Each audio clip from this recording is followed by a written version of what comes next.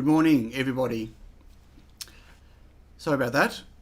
Had a bit of a technical difficulty. Had to quickly downgrade OBS to a previous version. So last week I was using the new version of OBS, version 27.0.0, and it worked fine. But this week it would not start streaming. It kept failing to open the stream. So I quickly downloaded the last 26 point whatever, and off we go to the races. Cheers, everyone. Well, not to the races, but off we go. 37 degrees. Oh, I wish. It's got cold fingies this morning. Heater's on. Doesn't feel like it's working too well, but I've got lots of hair on my head to keep me warm. How's everyone going? I hope everyone is doing well. I've had a pretty same but interesting week. Just been making lots of boards. Lots and lots of boards. So exciting. It's actually been okay. It's yeah, been pretty crazy. Thousands of boards, and I'm not finished yet. I think I counted last night. I got 370 boards to go, and then I'm finished with this with this lot. Although I think I just got another order for 100 boards last night. No beanie. I don't wear beanies. No, I don't wear hats. Oh, well, I wear caps sometime, but no, I'm not a beanie guy. I got a round face, and you put a beanie on my face, and I look like a ball. So let's do a quick hello to everyone. Everyone in the chat. We have Peter. Good morning, Embedded Hobbyist. Hello. Ray. Paul. There was a nice chat going on this morning that I missed.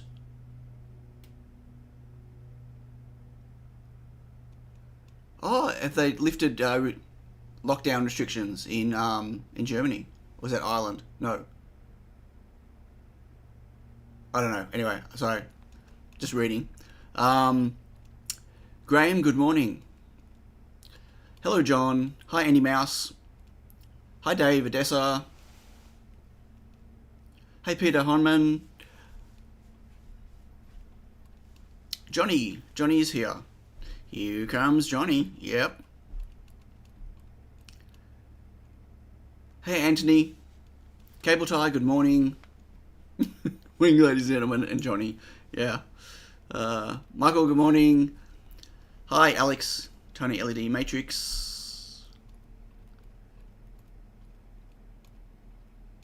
Yes, OBS did need a coffee. Or kick in the bum is what it needed. Hi, Peter.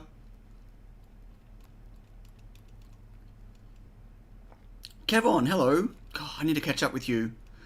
Maybe after the stream, if you're still around. If I'm still awake. I don't know.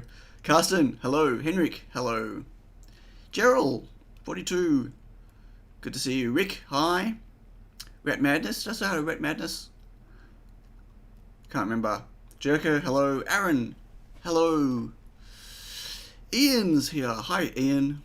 Hi, Mike. David Hines, hello. Braden, good morning. And it jumped. Richard Fry, hello.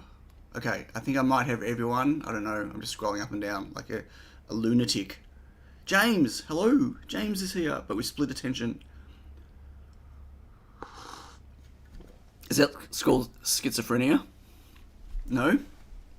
James is here, we can start. So, Johnny mentioned before, are we going to do a GoFundMe for Sion to get a new computer? No, we're not. But, so some of you might have seen on my Discord, I posted about this, or if you're on John Ox's Discord, or if you're catching his stream, but John set up a GoFundMe for him for a new computer. He's using really old computers to do his work, to do his YouTube stuff and all his design work, and his main computer died. Hey, Photochromax. Hey, Andrew McDonald. What? Echo? Who's echoing? Am I echoing? Yumbo Prime, hello. Sorry, I'm still missing people. Chris, hello. So anyway, he organised a GoFundMe on, and he launched it on his stream on Sunday. He streams at 10 o'clock Sunday Australian time, which is all over the place for everyone. And he had a target of 4,000. Oh, hang on, let me just go to it. Wait.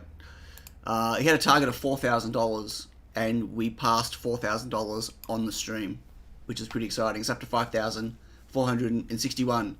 So if anyone is interested in supporting John, so for those that don't know, John Oxer, who's also Superhouse TV, who is also Futuretronics, he is an Australian maker, a really... Hey Nick! A really well-known, and he doesn't think so, but a bit of a legend in the Australian electronics community, and yeah, is definitely worth backing if you want to, if you feel like it. No pressure, but it's for a good cause. So and he's also done an update where he's quite embarrassed by the fact that we hit the target so quickly, and so he's listing like all the extra stuff he can get with the money to set up his streaming and his video stuff. It's up there with Davy Jones. Well, he's a very different personality to Davy Jones, and does different stuff. I mean, he's been building open source hardware for a really long time. Yeah, he was one of the first channels I subscribed to when I first started making. He's a really nice guy, like a really genuinely nice guy, and yeah, if you feel like supporting him, support. No pressure, otherwise. Okay, so something to show you. I did get after last week's stream, I did get this working. Every 10 seconds, it goes off via the GPIO. So I've got the power switching working. So it was just a simple test. On the 10th second of every count, it keeps going, but it flips the GPIO, which turns the FET off. And the reason, for those that were watching last week, sorry, that was a really mega stream. Not as mega as BitLooney's streams, but still, mega stream. When I flipped for those that missed it, I had to bodge wire. You can't really see, there's a tiny little FET on there. Right there is a tiny little SOT 723 FET, and so I had to rewire it because I had it wired the wrong way, but it still wasn't working properly, and it's because I had the pull-up was still on the wrong side because I had to flip the wiring. So once I moved the pull-up, it was fine. But then what happened was, every time I turned the power off and turned the power back on again for the LEDs, it reset the microcontroller. So what I've done, and you won't be able to see, it's too small, but right here, I've piggybacked another cap. So there was a 0.1 microfarad cap here. I've piggybacked another 1 microfarad cap onto it, right there, just to hold the power high for a little bit longer, and that's all it took to keep the micro right. So, so yeah, this is working. I've redesigned the PCB with the change and also the second cap, and this board's ready to go, and I've started work on moving this redesign over to my counter board, but I haven't finished. But yeah, that just shows it is working, and the power on and off is working really well. So that's good. Okay, and today we're going to design some PCB. I don't get how the pull-up could be flipped. Well, the pull-up has to be on the side that the power is coming in from, but by flipping those two wires, the pull-up was on the side that the power was going out from, so it didn't influence the power coming in. It didn't influence the gate, because when the power's off, the power's off, which means that there's no pull up on there. If the power's off, there's no power, so therefore there's nothing to influence the pull up. Did you see Autodesk made an offer for Altium? I did. But it was a measly $5 billion. I mean, what were they thinking? Like, come on. And stocks raised by 30%. Yeah. Look, I don't understand why. I mean, Autodesk want to gobble everyone, right? I don't think there's anything Autodesk can bring to the party for Altium. I mean, having full integration of Altium and Fusion might be great. I don't know. I'm not an Altium user. You flip the FET, the pull-up remained on the PCB on the track that delivered the power. No, it didn't. It was on the track that the power is not being delivered to, it's delivered from. So, hang on. Okay. I think I've got it open. Right. So the pull-up, VBus and VDD were the other way around, right? VBus was up here, VDD was down. This is where power is coming in from VBus. So this is where the power exists, and this pulls up or my I/O pulls down. If this resistor is on the other side, then there's no power on this side when it's off. So then therefore I can't pull it on. So it can't turn it off.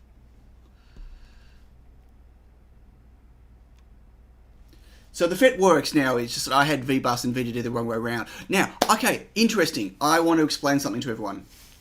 There was a lot of confusion last week. People telling me that my setup of the FET on my let's see if I can do this on my TinyPICO is wrong. So I thought the resistor was on VBus before. I'm sorry. No, it wasn't. Well, it was when it was the other way around. But by switching VDD and VBus, I didn't move the resistor. Therefore, the resistor ended up on VDD, which is the wrong side. I want to explain how my TinyPICO FET works, because there was a lot of confusion and people thinking that it's wrong. And so let me just bring up another Eagle instance. Here we go. So, just very quickly, and then we'll get on to some other stuff. Bruce's chat is perfect. What? What did I miss? Software maker Altium rejects. 3.9 billion? I thought it was 5 billion. Interesting. Speaking a bit loony, is that a Rickroll? I think it's a Rickroll. The TinyPICO works just fine, yes, but I think the Embedded Hobbyist, I think you posted something, you posted a comment, but still I think there's some confusion, even what it's there for. Okay, so if you look at the configuration I've got here, okay, everyone was freaking out because of the body diode. Aaron was mentioning your chat in your stream window. Looks... Oh, right. Yes, it does, because I switched my OBS version. Sorry. And they've reconfigured the way Windows work. There we go. Is that better? Sorry about that.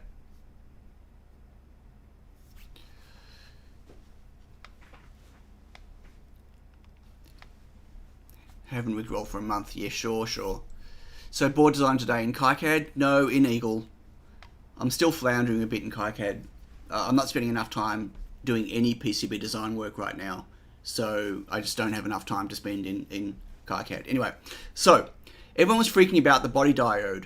They're going, but it's the wrong way around, and VBAT is always coming in, and VBAT's always coming in. And that is correct. So is BitLooney streaming right now? Is BitLooney streaming, or is it just... Let's find out. Oops, something went wrong on that link. Hang on.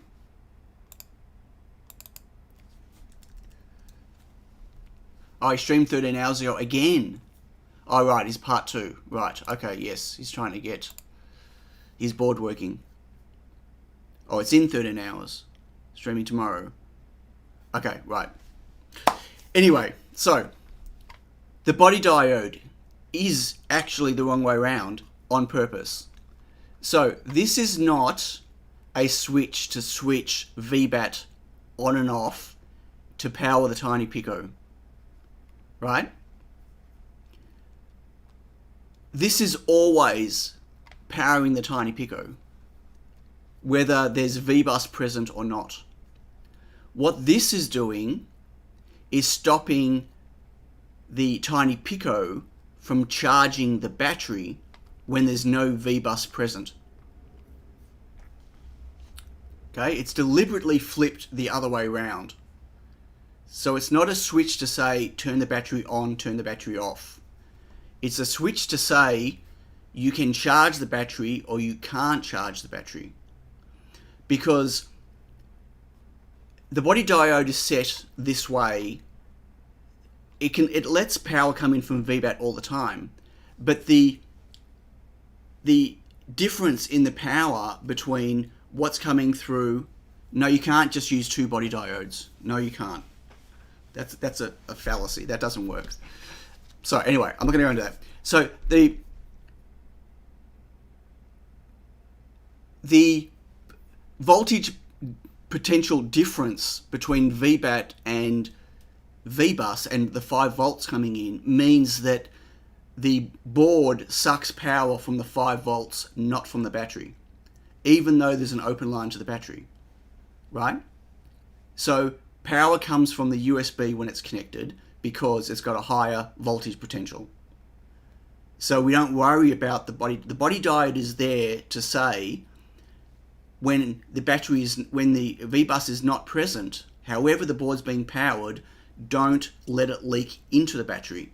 We only want power voltage to go to the battery when it's via the charge IC. Because if we just let voltage or current trickle to the battery not via the charge IC, there's no charge protection. Did I say buttery? Hey, Balloony. Yes, we were just talking about you. Are your ears burning? So we don't want leakage into the battery because there's nothing to stop it if the battery overcharges, right? So that's what this is for. That's why the body diode is that direction. We don't want anything going to the battery, right? And the voltage drop across the FET, plus the fact that it's maximum 4.2 volts compared to the 5 volts coming in from the USB or the 5 volt line, means that power comes from the 5 volts when it's connected. So that's what that was. There was confusion about that last week, and lots of people were scratching their head going, that can't work. That's what that circuit is designed to do. That's why it looks the way it does. Okay, so now, shall we talk about this board? Hello, crazy boy. When VBus equals 5 volts and VBAT forward, then the body diode is reverse bias, so no current flow to VBAT. When VBus is low, the body diode is forward bias, so current will flow from the battery to your... Yes. Yes. Pretty much. What? We moved on already? Yeah, we're moving on. Let's go. Let's talk about this board, what I want to do. No current from you. No soup for you. Okay, so... Let me just... You all know my Feather S2, right? So, my Feather S2 has something interesting on it, which opened up a bit of it's been an ongoing discussion about it since I did it. So, my Feather S2's got a stemmer connector on it, which is an I2C connector, right? And it's also got a second LDO, which is user controlled. So there's the main LDO over here, and there's a second LDO over here, which goes to this pin here. So what that means is, and that's tied into the deep sleep as well. So when the ESP32S2 goes into deep sleep, it automatically shuts off the LDO, which means anything you have connected to the 3 volt out will automatically power down. So that way, when it goes into deep sleep, you're not wasting power if it's battery operated on a device that is still turned on, even though the ESP32 is asleep, right? And when the ESP32 is not in deep sleep, then the user can control if the LDO is on or off via GPIO 21. Right?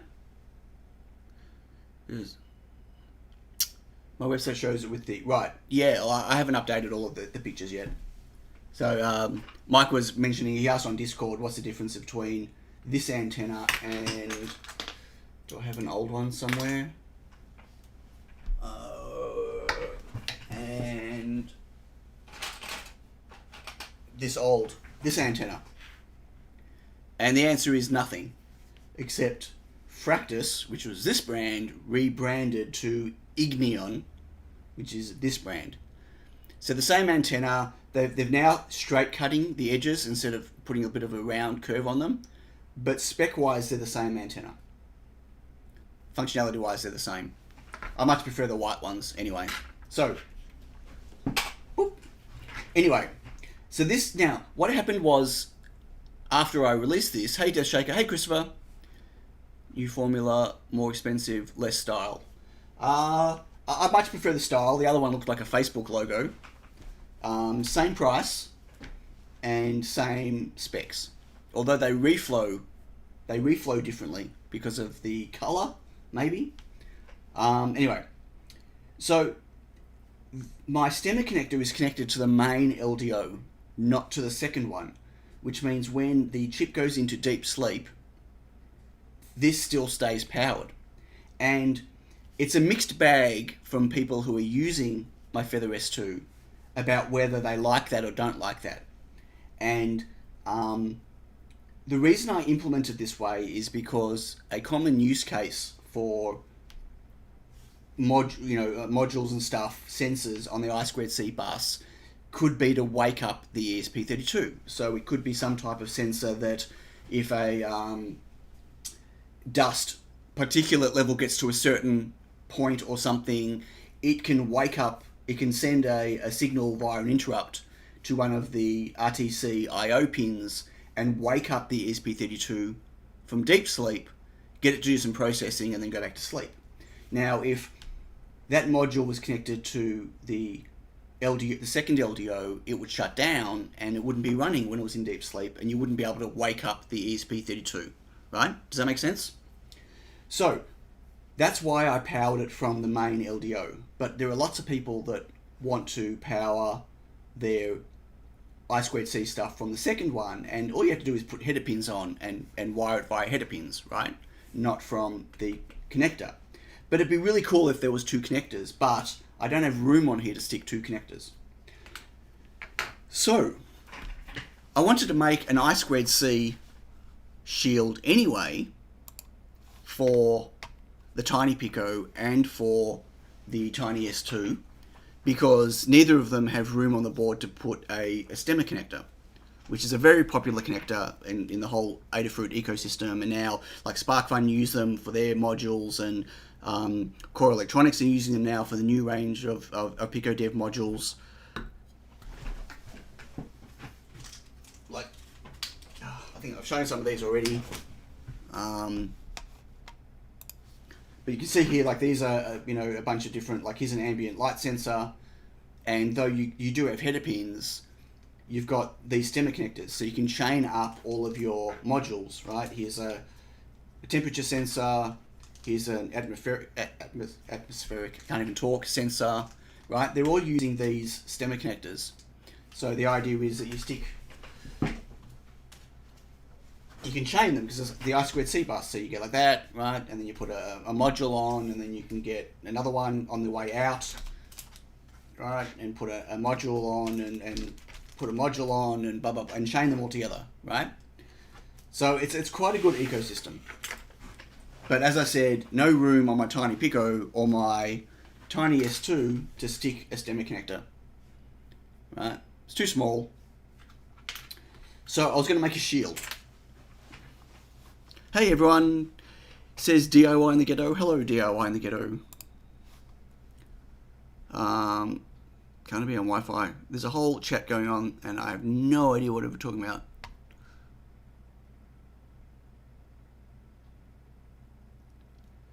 Okay, don't know. So what I thought about doing was I was going to make a shield that's got a stemmer connector on it and also a header, like my Grove connector, my Grove shield. But what's if I put two stemmer connectors on it and made one of them be user controlled for power output that could also shut itself down when there's no power.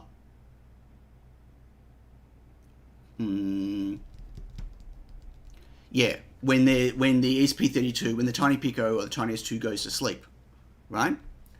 Not really a Swiss Army shield. No, it's still just a stemmer. It's still just an I2C shield, but two different paths. One is user controlled power, and one is always on power. I thought that would be kind of cool.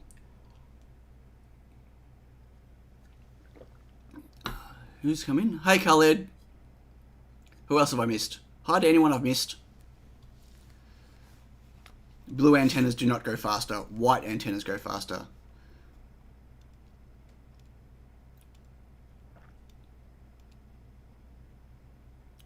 What? Okay, anyway, sorry. I'm just trying to read the chat. So, the thing is, the Feather S2, I tapped into the VDD SP,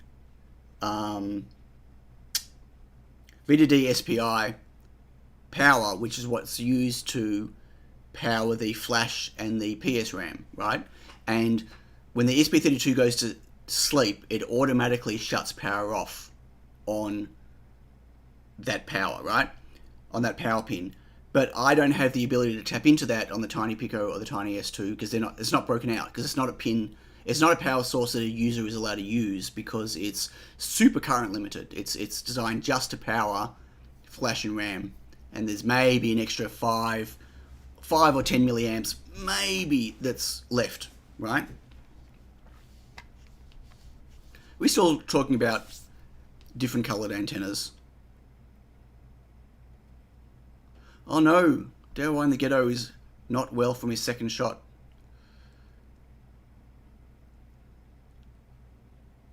We're still talking about colored antennas. Okay, so I don't have the ability to tap into the VDD SPI, but there might be a way that I can still configure something that allows the user to control it, but that would get pulled down or pulled up when not. Yeah, okay, so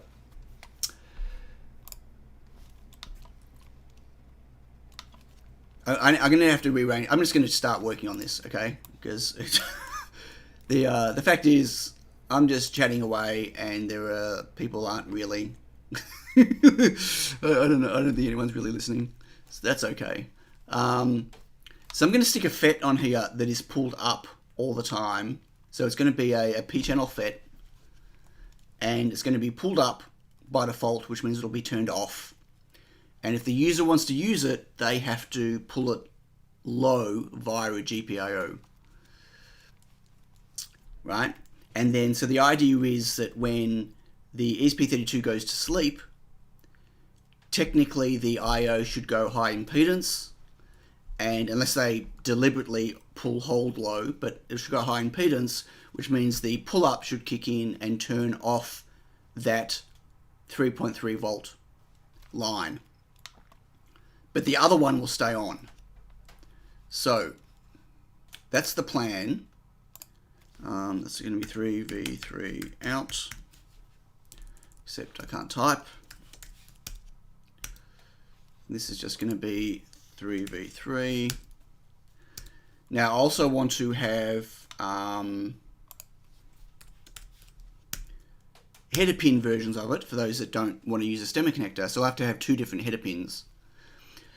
But something interesting came up on my Twitter feed yesterday, and that was someone asking that if I could change the order of the pins on the header to, instead of being ground 3 volts SCL SDA, to be 3 volts then ground. But there's no standard, right? Some modules do it one way, some do it another way. So then they suggested maybe have it user configurable with a jumper. And that's I'm not even sure. I mean, maybe that could be done. I really wish I knew what everyone was talking about. I have no idea.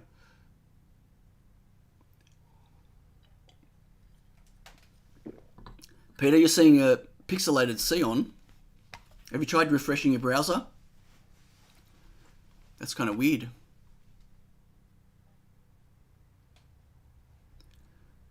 Hey Nick, would you put a BME 280 or something on this board? No, this is not supposed to have any modules on it.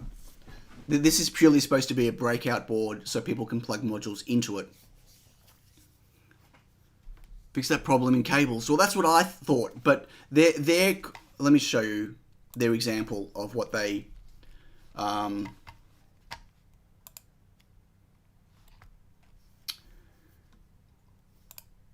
so they were using this as an example where here's a module, right, that comes with the headers, and they want to just solder that onto the board. They don't want to use wires. They want to just connect this to the board. Like, how would they do that? They can't, right? A cable shield would be nice. What do you mean by cable shield? Yeah, so, I mean, that's the way you do it, Rhoda. Like, I'd have to put solder jumpers, but yeah, well, I already have to put solder jumpers for I/O selection for what I/O you're going to use to control the second power source. Let's see what we can fit in, right? And there's already jumpers on here that you'll see for, although they're going to be moved, for enabling or disabling pull-ups. And I'm going to need 2 sets of those for each channel. So it's going to get quite busy with jumpers. But yes, that would be the way to do it. A shield just with like a JST connector or something like it. Well, that's what this is going to be. This is going to be a shield that's just got connectors and headers on it that you can plug things into, right?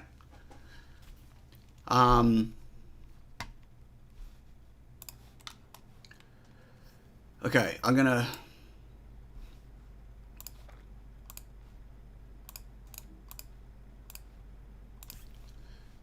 move some of this away.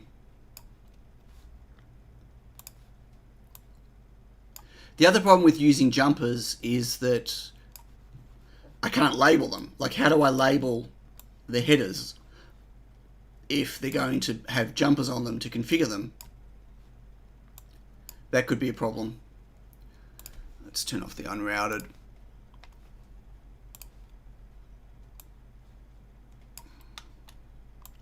Okay, so that's one. So these are the standard non-switchable power.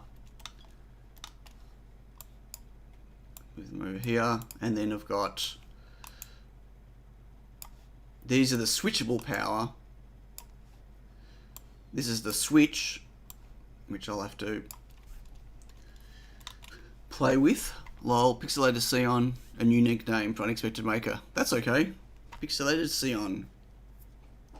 It could be PUM, pixelated unexpected maker. Stickers on the side of the headers. Well, no, they're just... What do you mean stickers? Well, they're going to be... I don't understand. They're just header holes.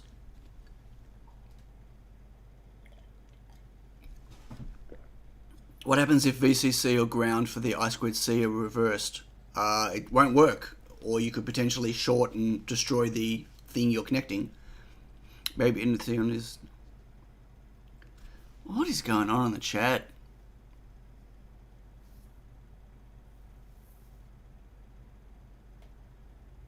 Wireless stemmer. Now that'd be cool. That's something like Wi-Fi, right? So now the stemmer connectors have to live at the end of the board. Thankfully, I can fit 2 stemmer connectors. right? So it's going to be channel 1 and channel 2. And then they're going to need switchable pull-ups, right? In some configuration or another. And then they're also going to need, as I said, like headers. Let's move these out of the way for the moment.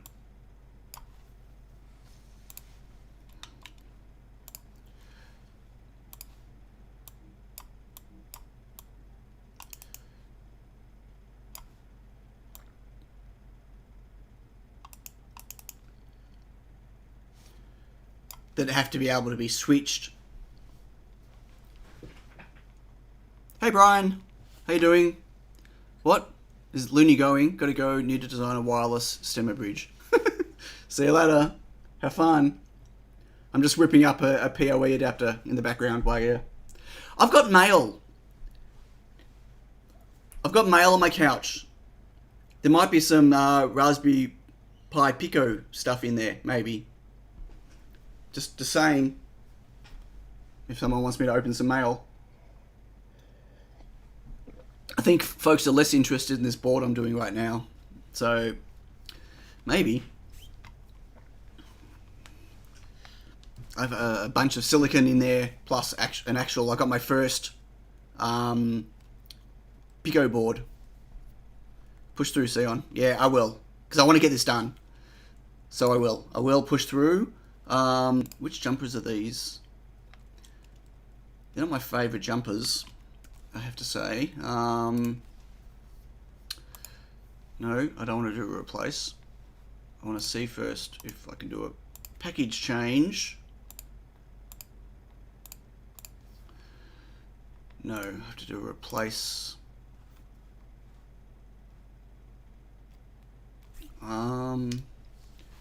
Actually, the ones I want are on here.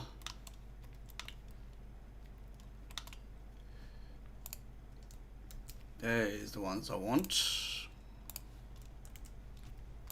It's nice that you can copy and paste between Eagle documents. Right, except they're much bigger. That's the only problem. But these are much easier to solder, I believe.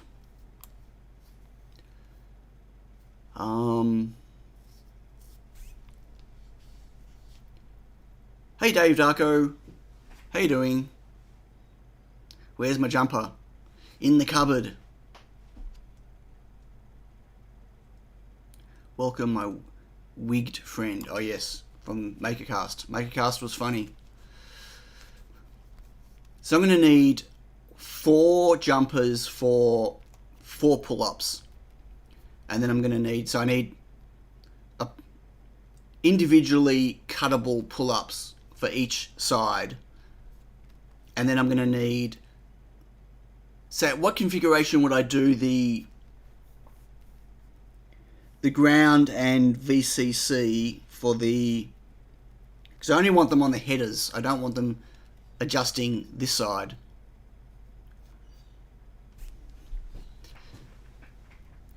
Yeah, I think it was a wig.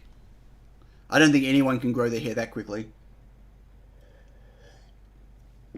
Some boards have pull-ups and some boards don't have pull-ups. So having pull-ups on solder jumpers means that people can enable them or disable them as they need. I don't know if every board has pull-ups or not. It's much harder to add pull-ups yourself if there isn't any. Like this is a shield, like how would you'd have to add external resistors somehow. So it's just easier for the sake of 4 resistors and 4 solder pads. It's just nice to have it configurable by the user, I think. Okay, so how would I do the power and ground?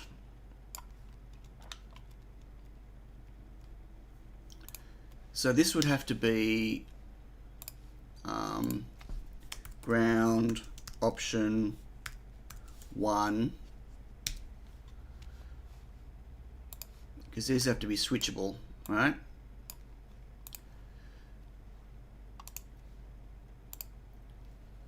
And this will have to be ground option 2. This would be 3v3 option 2, because these are the ones that can be flipped. And 3v3 option 1. Hey Dustin, how you doing?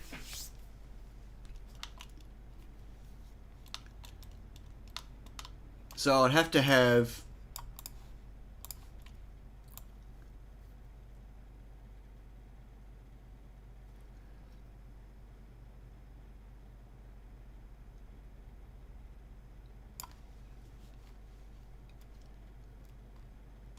yeah, that's misleading. That'll just be option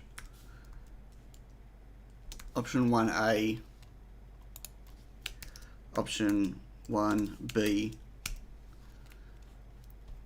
and then this would have, so there have to be 4 jumpers here, right? 2, 3, 4.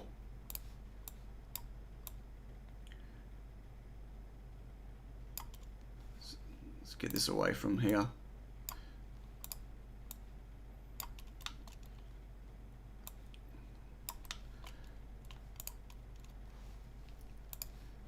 So this would be, for instance,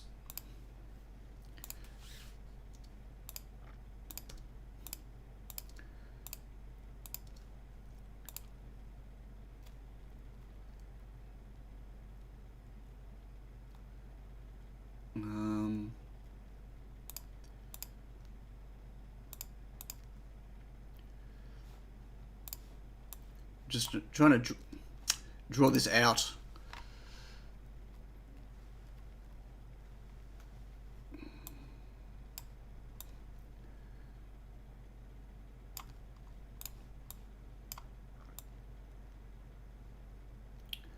Oh, go away.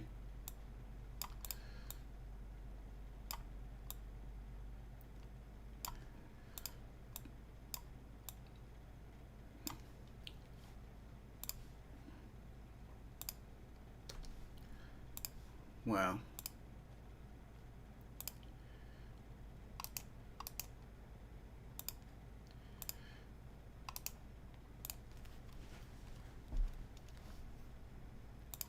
So this would be, for instance, 3v3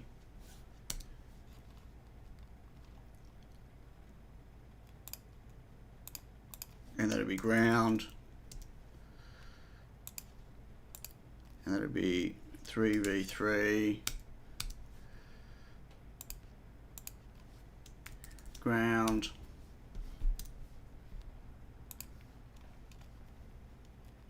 so which way is the way I had it? So 3v3 and ground, so then it would be, so this one would be on, this would be a jumper closed. Wait, why don't I have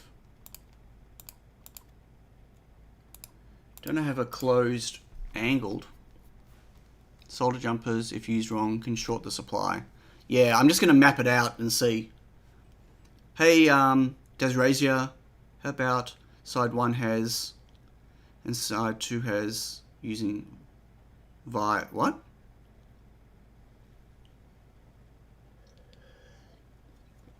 I don't understand what that means.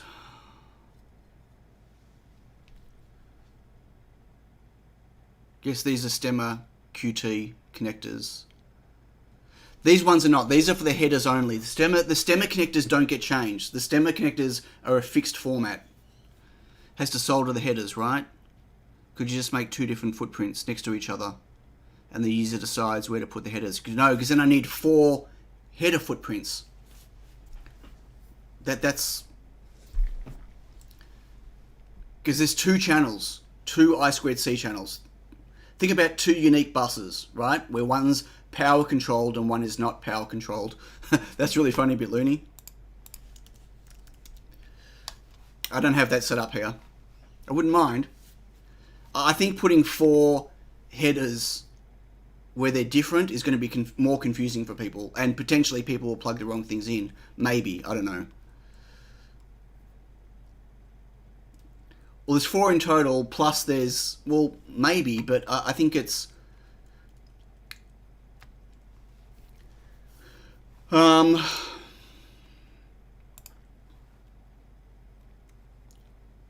Just hold on one second. Right,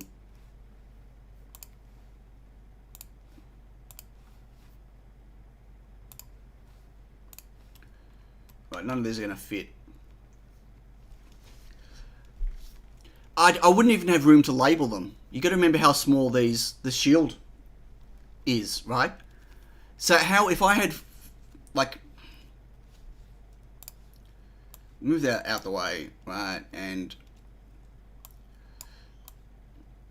like, how would I label 4 of them if I had 4 of them?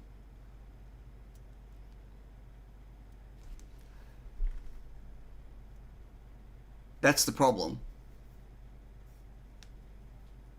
Or a 6-pin footprint. Now you drop in the 4-pin header on one side. Actually, that's not a bad idea. That's actually not a bad idea. That might make it easier. Fondue. Yellow. Yeah, I don't like the 4 connector idea helmet. Hi, by the way. But I don't mind the 6-pin one. What do you all think about the 6-pin connector? That's not a bad idea.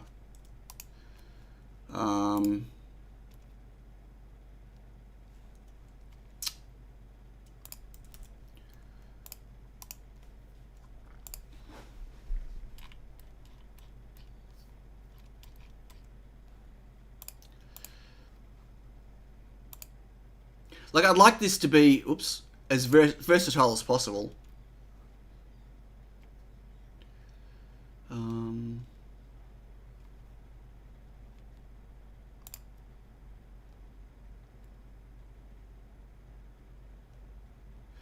Where's just a straight no silk?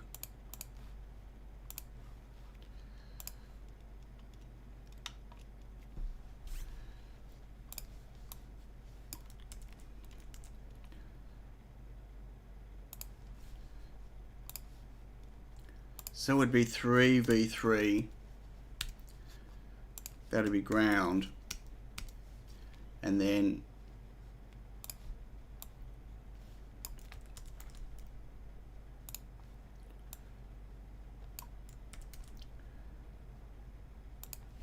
like that. So you could put them in either direction. So you could plug it in these 4 to get 3v3 ground SCL SDA, or you could plug it in these 4 the other way around to get ground 3.3 volts SCL SDA. What do you think? Hey Fred. Yeah, I don't have any drop frames or anything, but yeah, a few people have suggested that I'm pixelated.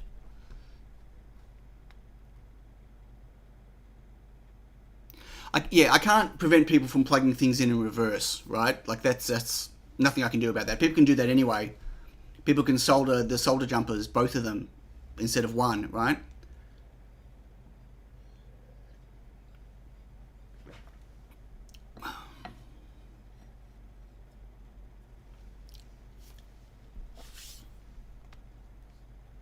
I hope SDA and SCL aren't switched. I don't think they are, not from what I've seen. From the different modules I've looked at. But look, I can't do everything, right, if they are. Yes, there's no fix for stupid. Hello, Christian. Hello, Dave. Stacks of people I haven't said hi to. Hey, Andy Day. Can we use the solder jumpers to solder SMD LEDs? I don't know. Maybe. I've never tried. Why is everyone doing... I don't have the YouTube API set up, folks. Okay. So I have to make nicer headers. But yeah, it would end up with something like this.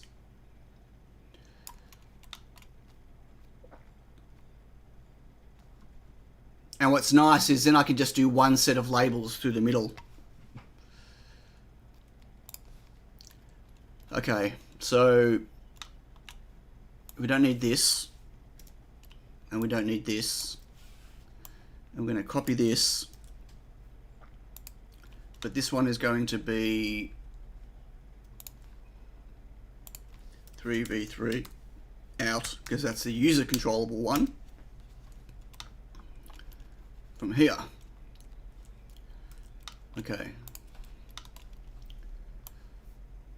And now I need to modify these footprints because I hate the size of these headers. Does Eagle had three-way jumpers? Yeah. Yeah, I got some three-way jumpers. But I think this is nicer than jumpers. I don't mind this. I think this is going to be easier for people to understand. And it's going to be less permanent. Right? Soldering jumpers and then you want to change it and whatever. Yeah. We're going to make this look prettier. I just... If I can. I just want to...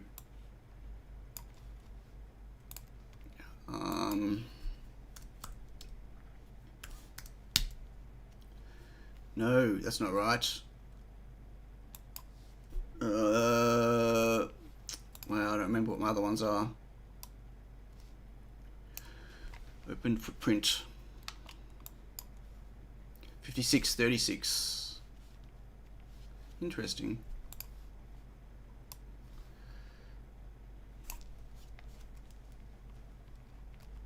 Tilt the connector. What do you mean tilt it? 56. Oh, I didn't hit enter on it.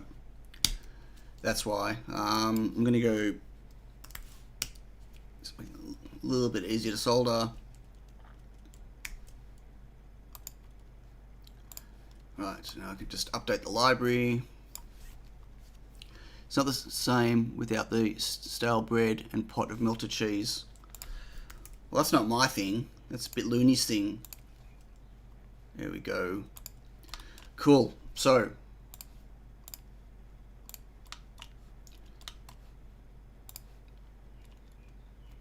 now we have,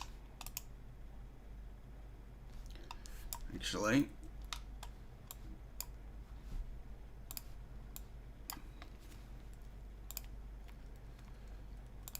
them to be center and a bit bigger. 44, 46, so they're nice and easy to read.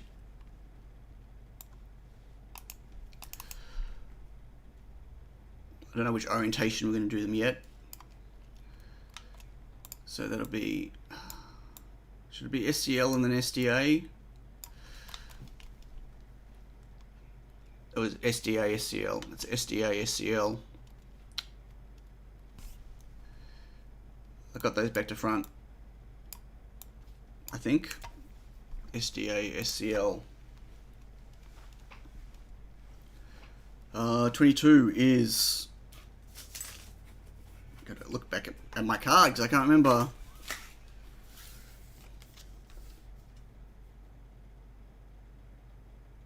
Right, 22 is SCL. Right, that's fine. Yeah. 21, 22 is correct. So, SDA, SCL, 3.3 volts ground. And then we've got SDA, SCL.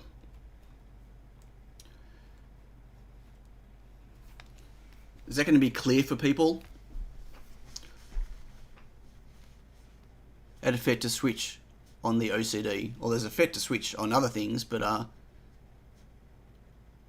sense modules. You had the picture before.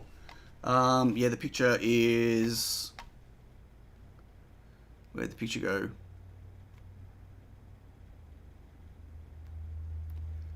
I've lost the picture. I'll open it again. Yeah, it's SDA then SCL. VCC ground, SDA, SCL. Which is the same as a semiconductor, SDA, SCL. Oh, Anthony's going. Catch you later. Have a good sleep.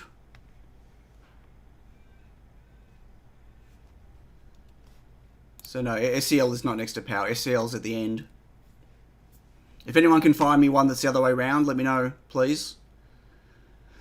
But I don't think so. I think this is the, I'm hoping.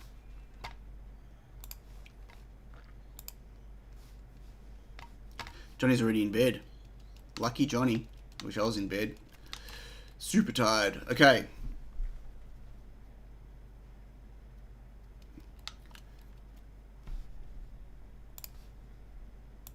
So are people thinking not to do the pull-up thing, are they? Like, I don't need the pull-up? Really?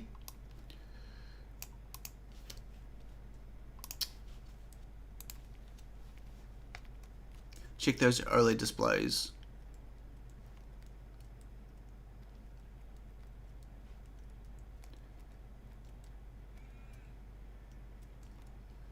Okay, well, there's nothing I can do about that, right? Like, I can't...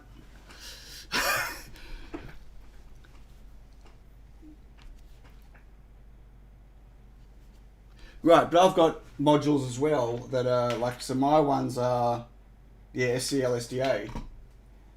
Okay, well... If I swap them around, then other modules won't work. Can someone clue me in on what the point of GPIO 2122 is? Mirroring. It's not mirroring GPIO 2122. What do you mean? Sorry? Yeah, no, there's definitely with SCL, SDA, and there's some with SDA and SCL. And I don't know what to tell you. I don't know what to tell you. Replace. I'm just updating some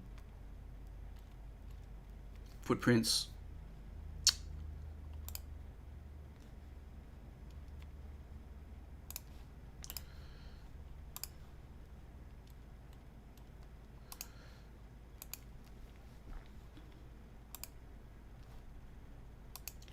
What? I said replace. Okay. I just made a little board like this.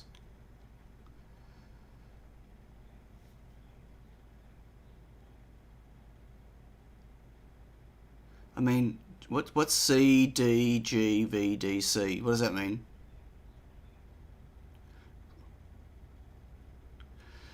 Replace the pin labels with a little OLED. 2x2 headers.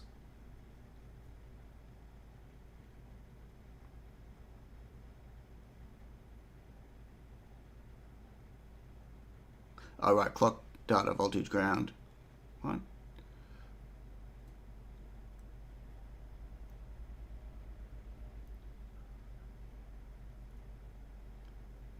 What Bitlooney said. What Johnny says. What? To see on freeze, or is you reading? I'm reading the comments, sorry. And I got cold coffee.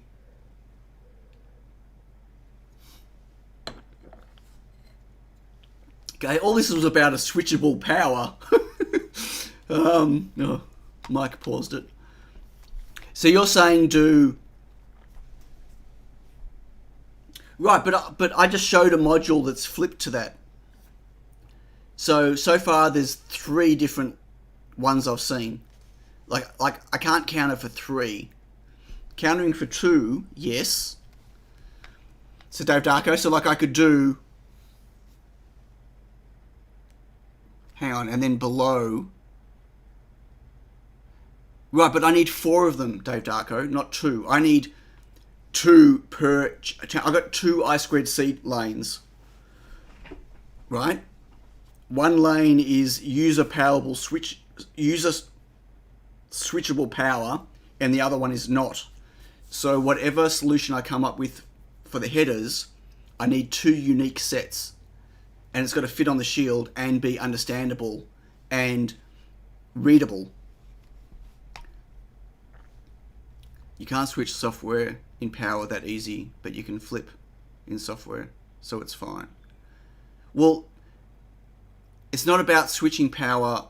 Like, the idea is not to use the power switch to switch them on and off arbitrarily while they're running, while the ESP32 is running. It's to be able to have it power down when the ESP32 is not running, so it doesn't matter, right? As long as they power up when the ESP32 wakes up, or after the ESP32 wakes up for initialization.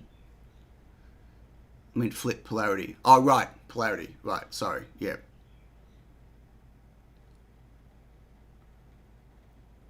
Print teensy tiny instructions on the board. Yeah, I don't think JLC's or anyone's silk screen is good enough to do that. It'll just be a blob. But see, I wouldn't... Who's going to plug an OLED directly into this? I mean, what you're suggesting... Well, I'm not saying you're suggesting anything, but like you're talking... You know, if I just grab this OLED out of my test jig... If I can. No, I can't. Do I have another one somewhere? OLED, anyone? God, where's a I2C OLED when you need one? Oh, here's one over here. Can I get this one out? No. The problem is, in my test jigs, they're all underneath the acrylic. I can't get this out. I can't get it out! I thought I had a broken one somewhere. Hang on.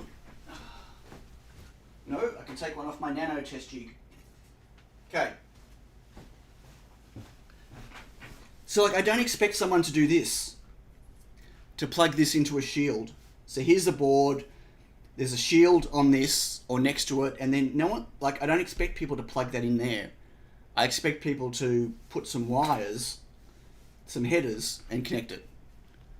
Call Sam. Sam knows. I like the idea, but also would like to be able to swap SCL and SCA. Right. So you can just do that by rewiring it. Like, is it really a use case that I'm going to plug this into the shield? Like, it's going to have to sit like over here. I don't know. Well, I've got a... Right, but even if we're sitting on a side-by-side expander, where's my... Wow.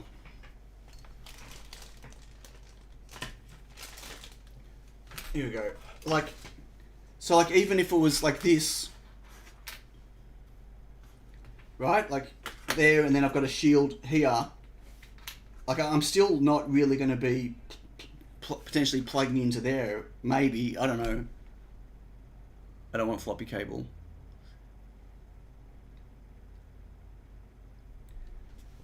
Yeah.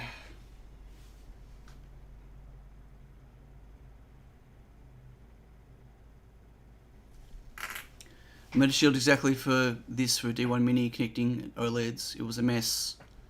Yes, it's a mess. Hello, Paolo. Well, what's the difference? Sensor, OLED. It's for any I2C devices. And primarily, this is more about the stemmer connectors, I guess. But,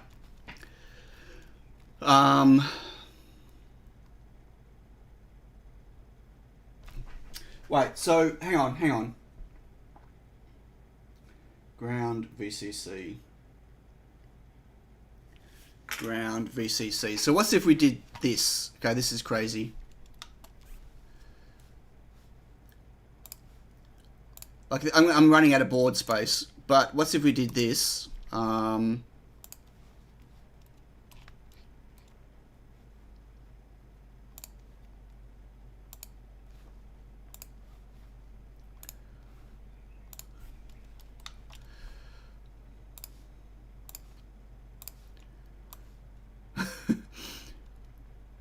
let's just forget about all of this for now.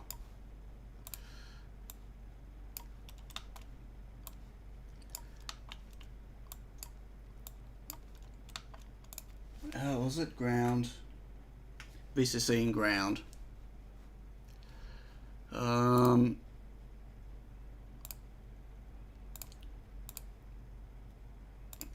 So what's if we did that? So you can plug an OLED in here, except it would have to be face up.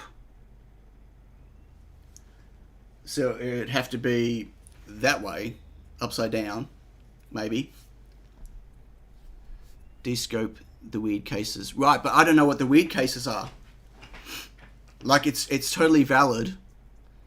Bonus points are having SA and Grove on there. I've already got a Grove shield. I'm not gonna. I don't need to put Grove on there.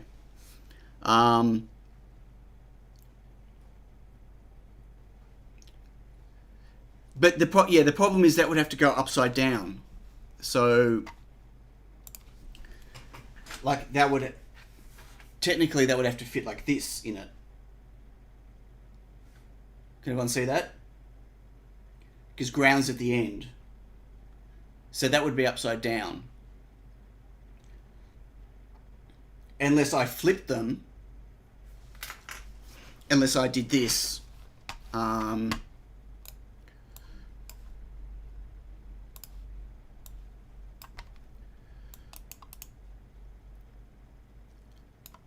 So that would make it the right way round. Ground, VCC, SCL, SDA, or you've got SCL, SDA, ground 3.3 volts, or ground 3.3 SDL, SDA, SCL. But yeah, I reckon what are people going to make a real... Imagine a breadboard, you plug it in however you want, and the Pico determines the right rows. But how would I do that? How's that going to happen? This is totally independent of whatever microcontroller is plugged into. Like, is this just not going too crazy, or what? It determines it in a smart way.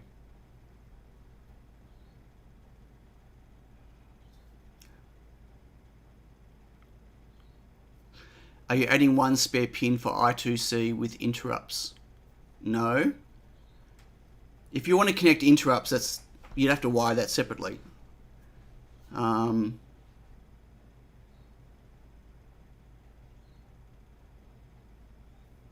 V in ground, SCL, SDA.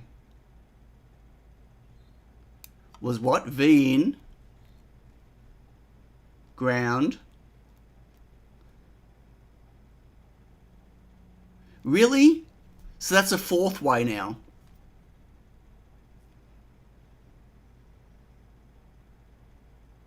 Yeah, I know it won't, Rhoda. Like, I'm not trying to get every combination here. I'm trying to get...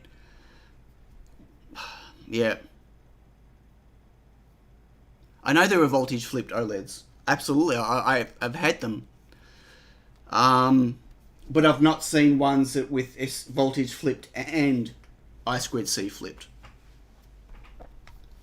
No, I can't win. Hello, Harrison Y. No, I can't win, can I? This is almost coffee time.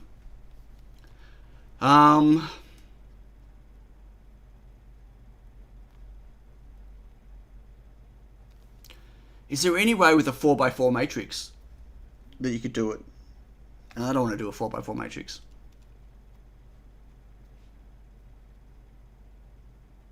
Dual 6-pin. But I don't have dual... I don't have room for dual 6-pin. That's not dual. Oh, you mean a single 6-pin per channel. Is that what you mean? We can't win from China, no.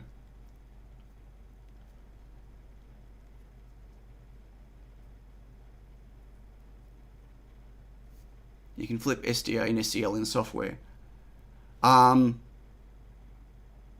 No, you can't. Stop. You can't. Yes, you can, but no, you can't because of the stemmer connectors. That would mean that you cannot... That you'd have to... if you did that, you wouldn't be able to plug anything into a stemmer connector. Because the stemmer connector is locked in their format.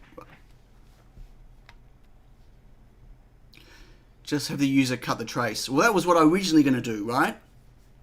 So I'd have to set up...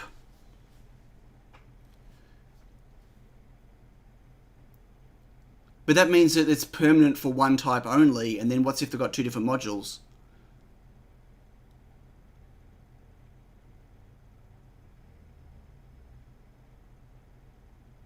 I'm not canning the idea. The idea was about the stemmer connectors. That I'm building this board regardless. I don't have room to put individual jumpers. Like, once again, 2 channels. So I'd have to, like, every pin would need 2 jumpers. So 4, that's 8. So that's 16 jumpers. 16 jumpers I'd need to fit somewhere on this board. That's not going to happen. Little dip switches, maybe. So let's just for the moment, right? Let's just grab this, piss it off, just for the moment. Yes, okay. Now, what I do need is, oh, did I delete those jumpers? Didn't mean to do that. Okay, so I want this to be user controllable, for which I/O is being used. I want to give people a few options for which I/O they can use to switch the gate.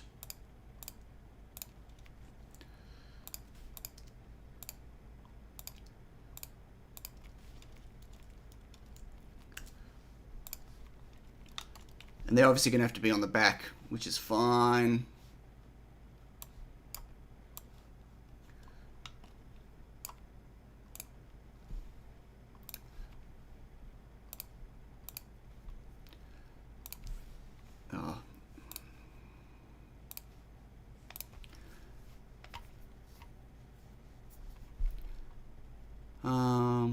Jumper matrix for the win. Yeah, I wouldn't even know how to configure the jumper matrix. Hey, Intimate Tech. Yeah, almost 20. I've been almost 20k for a really long time. I just can't, because I'm not making videos at the moment. Like, I want to get back onto making videos. I've just been too busy building boards, to be honest. Have one pin out as default and then another with a jumper matrix implemented on the solder pads and magnet wires. Yeah, that's way too complicated. I need magnet wires.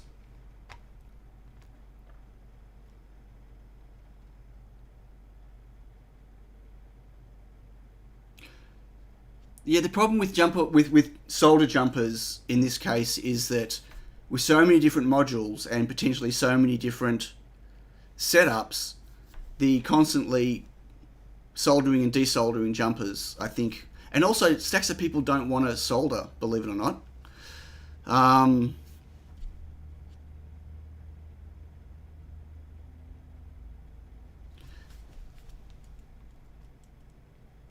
The tiny ICs that can handle GPIO matrix.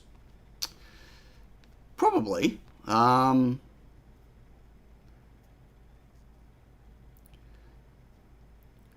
Well, the header's not optional, because like not everyone, like maybe people in the Adafruit community, have lots of modules, but not everyone does. Like, you generally don't buy I2C modules from China, from AliExpress, that have stemmer connectors on them, right?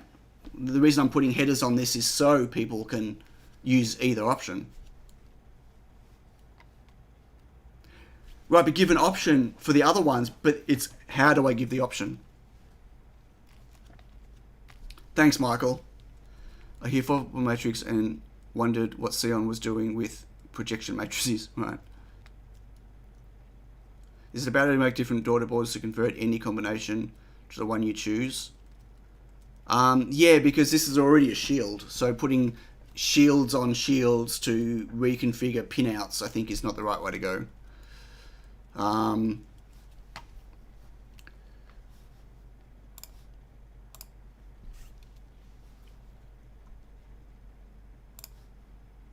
gotta. Yeah. Meanwhile, I still I need to work out what I/O I'm going to allow people to configure. So probably like 27, no, 15 and 14 maybe. I don't want to use 32 and 33 because they're both the ADC1 pins on the TinyPICO. So when you're using Wi-Fi, they're the only ADC pins you have left, or Wi-Fi or Bluetooth. And these are all I2C or SPI pins over here. So I don't want to use those. So it's really over here. And then the 25 and 26 are the DACs. So it makes sense to maybe just, 27, 15, and 14. Hey, Electron Ash. Control male headers in plane with board and jumper LEDs. Keep size down and gives reconfig.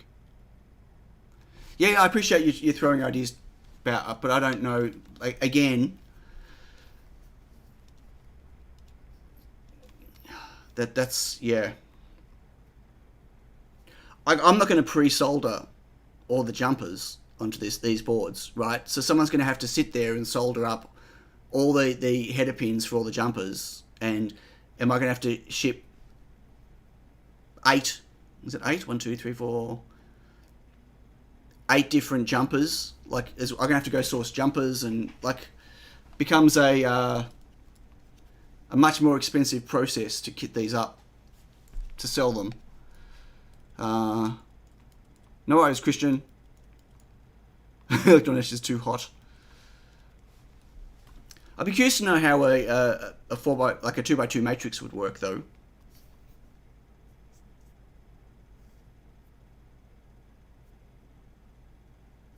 A dip switch, yeah. Look, little SMD dip switches could work, but very hard to label. So I'm not sure how that would go. And I still need to get these pull-ups in.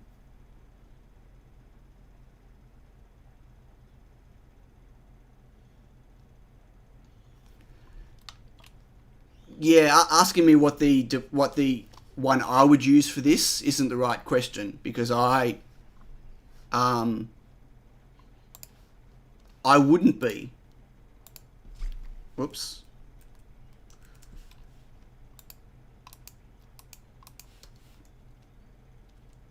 Oh, that's that, right. I wouldn't be. Like, I'd be, again, I'd be looking at using the stemmer connectors for most of my things. Like, I wouldn't plug an I2C module directly into this board if I was doing something with it. But I could see why other users might. So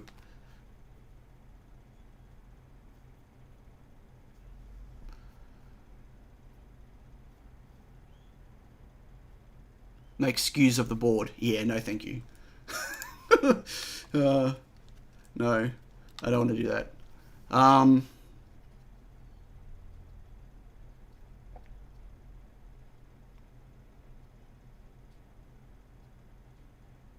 Include a small cable with connectors to 3 individual DuPont females.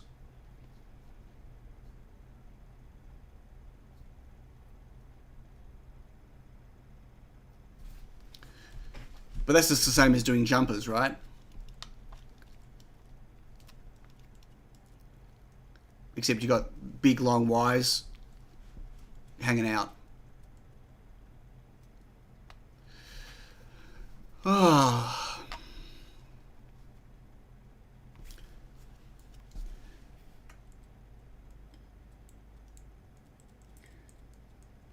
Yeah, I don't know. I really don't know what to do here.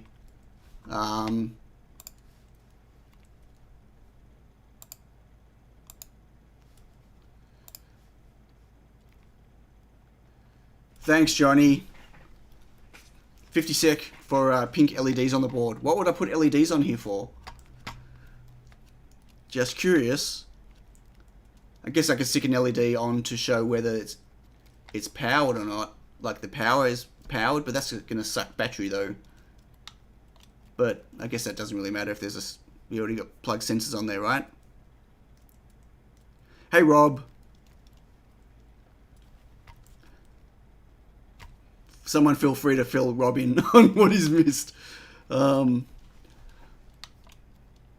completely flailing now. Completely flailing. Okay, so we want GPIO 14, GPIO 15, GPIO 27, and we want, which one do we want to do by default? 27?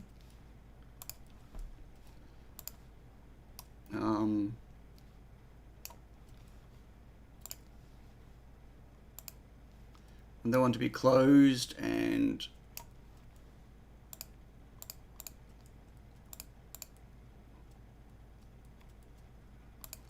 yeah, probably want no paste ones, don't we? Open and open.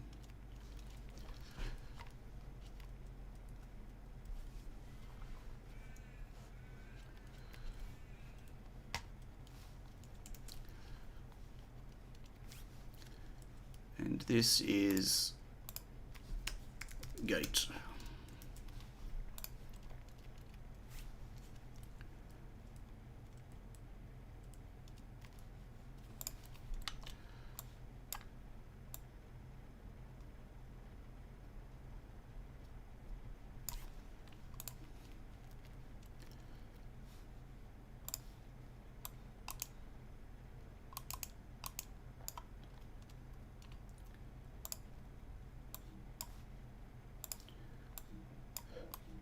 Come on, Eagle. No. Oh, come on. I'm going to try to do this in millimeters. I'm trying to force myself to work in millimeters. It's a real pain.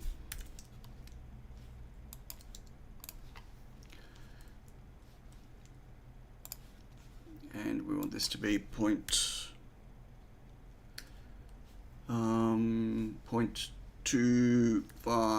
and 0.45.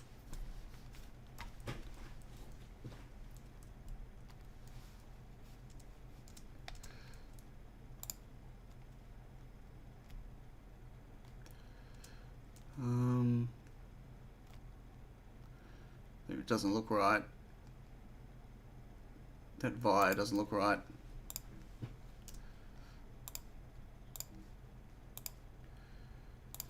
All the gates connected.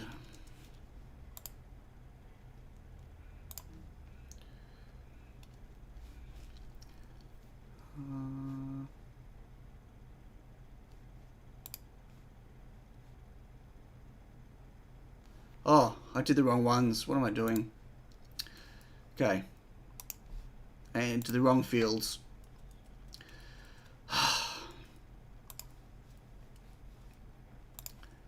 That's 0.25 and that's 0.45. And that is that. Let's try that again.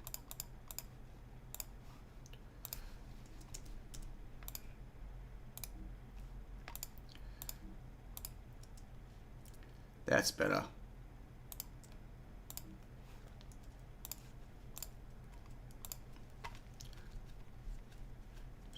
What? Snow Angel Dead Bug. What? Hey, Flow Rider. What are we stealing? What are we doing? So I binged watched The Dark recently. Have you all watched The Dark on Netflix? Wow. Pretty cool. Okay, so which one's going to be... So the user switchable one, it's going to put at the bottom.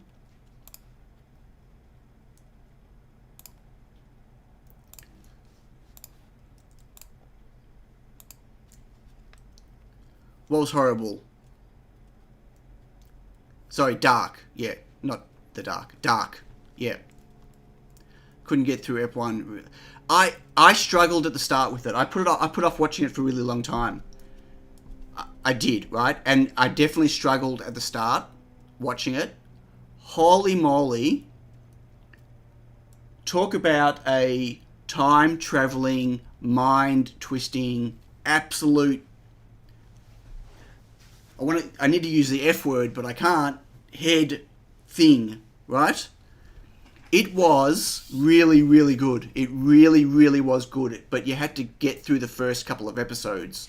You had to get past all the setup until things started happening. Frickin'. It was a frickin' head... It was a head frick. Right? But, I gotta say, when it comes to a time-traveling, entwined, insane story that you completely do not... You can't follow. But they at the end, they explain it and it becomes super clear and easy to understand. Right? Which was a total of Lost. No, because Lost at the end had no... They didn't explain it. Like, there was... Lost left you with a million questions and no understanding. Where this... They explain... Like, they kept layering on to the point where you can't keep track of who anyone is anymore, which was... But then it all, at the end, made sense. Anyway, yeah, it's called Dark, and on Netflix. And I gotta say, yeah, I put off watching... There was nothing for me to watch, and I was binging. Like, I'm sitting there testing and packing boards all night, like for 4 or 5 hours at a time, and I just needed to zone out on Netflix. And I gotta say, I miss it. I want more. Like, it ended up being really fracking awesome, I gotta say. Hey, TB. Hey, the purple one. Cool. Lots of new names. You're German, you didn't get it. Well, it's not German specific, and it's in English, but... did you watch the whole thing, Dave? You got to get through the start. I've started watching Sweet Tooth. I think I'm 3 episodes in to Sweet Tooth. I'm struggling a bit. Yeah. Have you seen Altered Carbon? Yes, I've seen Altered Carbon. Yeah. Loved it. Thanks, Michael. Yeah, if you're not subbed, everyone sub. Please, thanks. Don't forget to click like.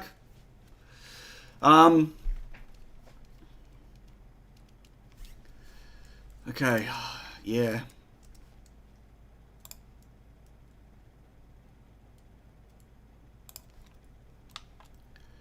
$27, $15,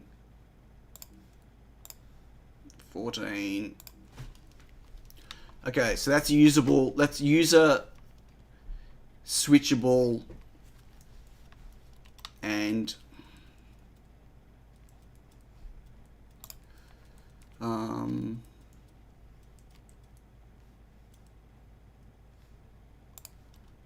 have I lost all my labels? Did I leave them on the bottom? Oh, top names, right.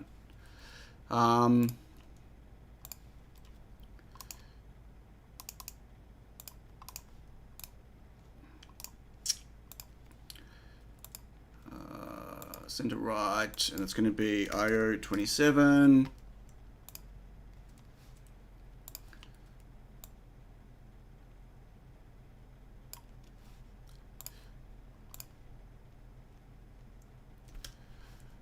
What happened to my grid?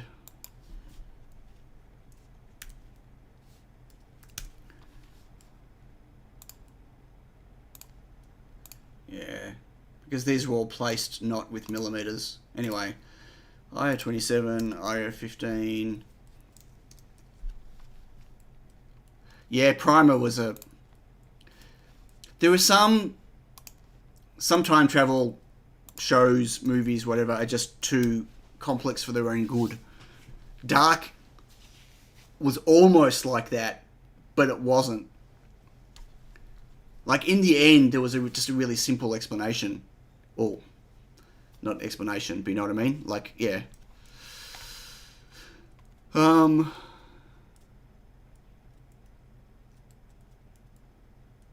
I don't know if Netflix has original audio. I'm glad they had it dubbed. I couldn't have watched it with... There's no way you could have watched it with subtitles. Not a chance. End of what? Season 1. Whose mic's off? Is my mic off? No?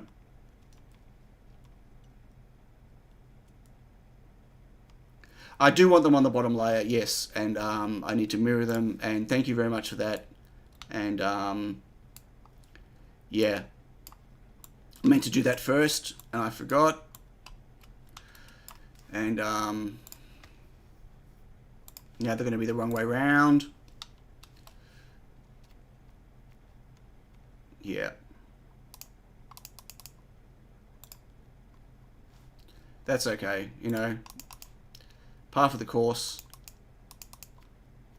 What? Okay. Don't know what happened then. Try that again.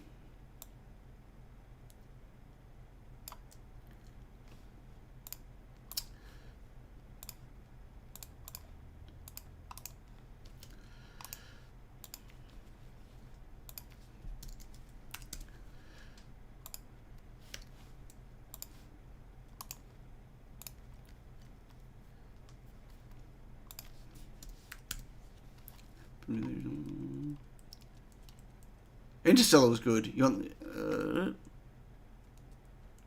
Mewtwo with touch bar. That's really funny. 3 things for the...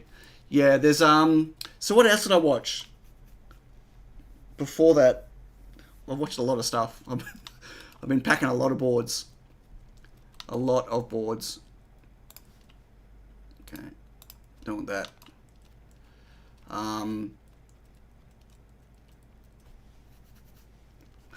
Where am I going to stick the pull-ups?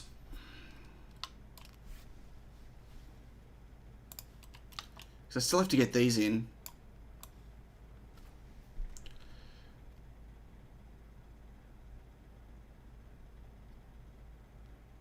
Somehow. For both sides.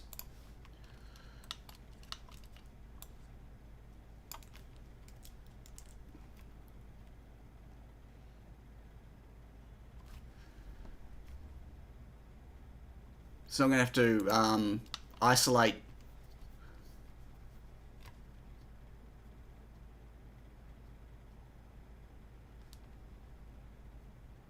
I'm going to have to isolate them from each other to allow you to have on one side and on the other one.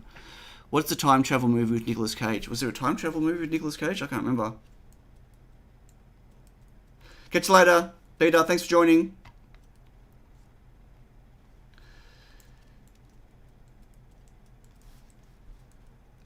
The solder jumpers are top layer. These are top layer, yes, because I don't want to... I'm not mounting double-sided. I mean, I could put the jumpers on the bottom and the resistors on the top, sure. I don't really want to have to... yeah, I don't want it to be a double-sided board. Oh, this is a nightmare. What am I going to do about the headers, folks?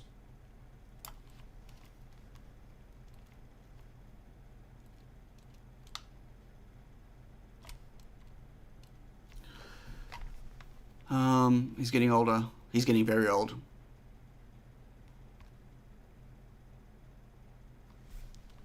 No, that's on the... Should be on the bottom. Oh, they're not. How are they not on the... What happened? Ah.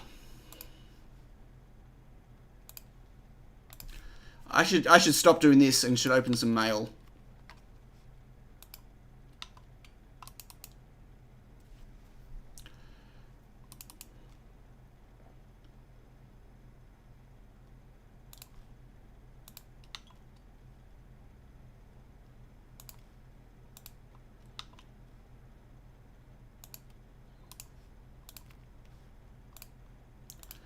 Because this is doing my head in. Oh, God. Eagle.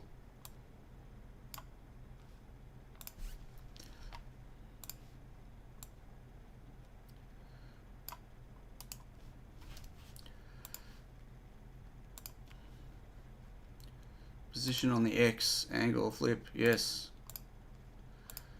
Okay, now it's on the bottom. You should quit Eagle 2, yeah. Bruce was sorting USB cables. Go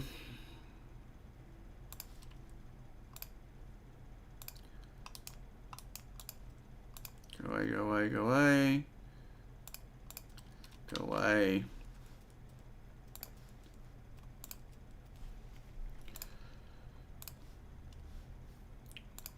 I hate how it by default it leaves unrounded on. Anyway, okay, so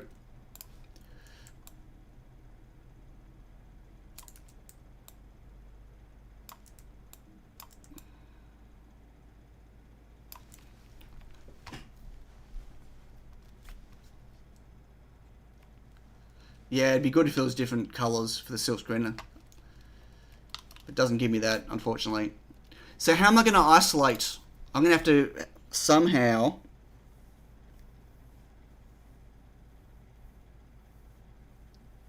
through a 0 ohm resistor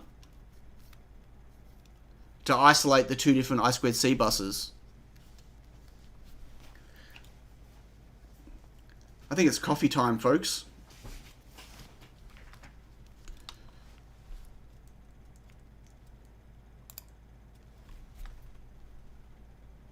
I can change the color. I believe I can change the color.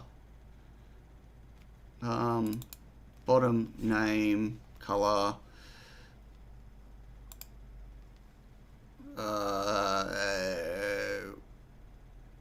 What color we're gonna do? Give it a slightly blue.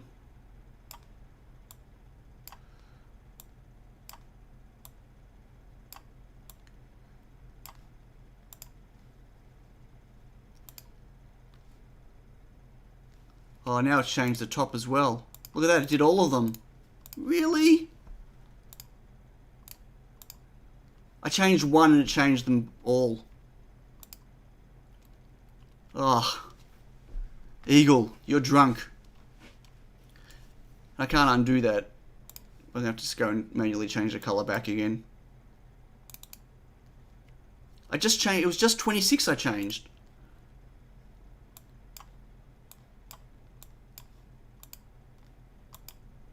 See that? It changes all of them. Oh, now they're too white. Whatever. Okay, anyway. So how am I going to isolate them? Am I going to use 0 ohm resistors? That's a real pain.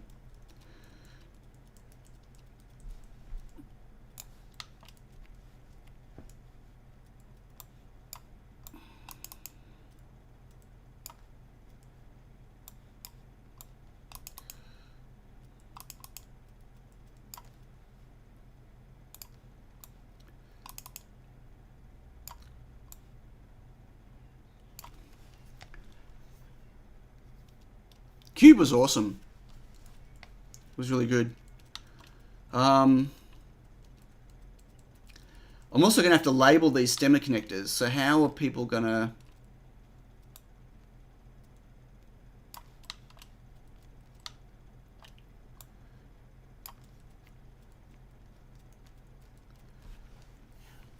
How are they going to know?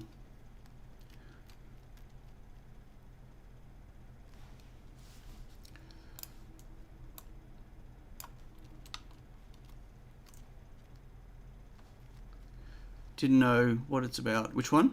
I watched Cube in the cinema. Yeah, Cube was great. The original was great, but then the extra ones they made were just pretty average. I think it was pretty average. Who's pinging me on Discord? Oh, no one. Okay. Esden is streaming. 1 bit squared. Okay.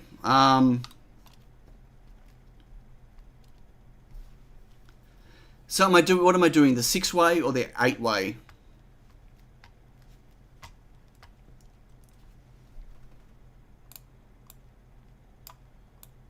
Do I get rid of the 8-way and just do the 6-way? I don't even think I can't fit the 8-way in unless I move these jumpers to the bottom. One black, one white. I don't have any black. and then I'd have to load two different. I'd have to buy a reel and load two different things into my pick and place machine. just to put a different color stemmer. Yeah, I don't know.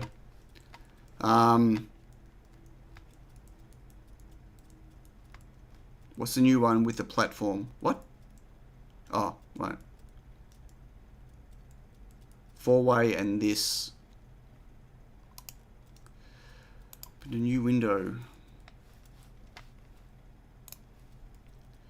Oh, no. I'm not putting slide switches on.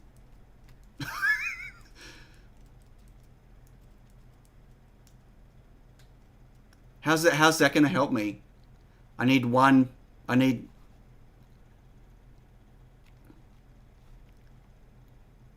That takes up more room than two headers. I might as well put 4 headers on.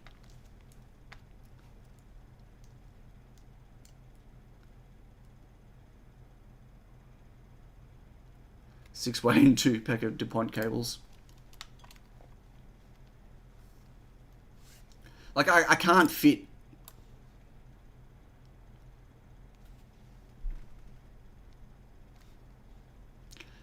Ah.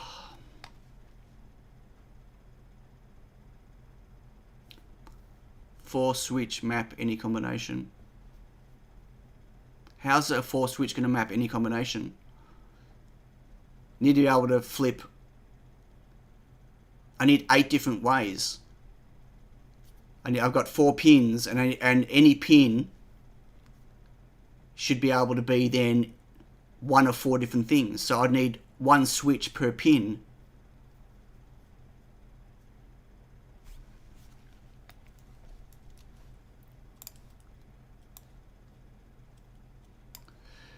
So if I go 6 pin, what are the defaults I'm going to use? That's the question.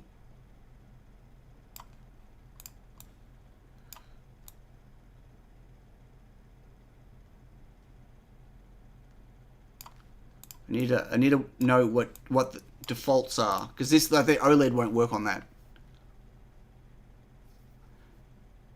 Right, 1 switch per pin. How am I going to fit 4 switches on here? 4 switches will take up the whole board.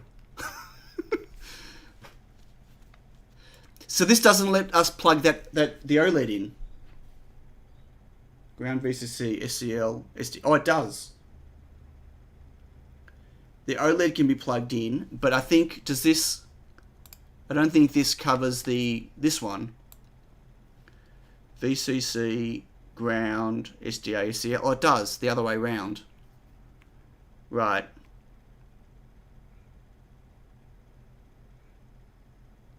So you can do VCC, ground, SDA, SCL. You've got ground 3.3 volts, SCL, SDA, which is that OLED.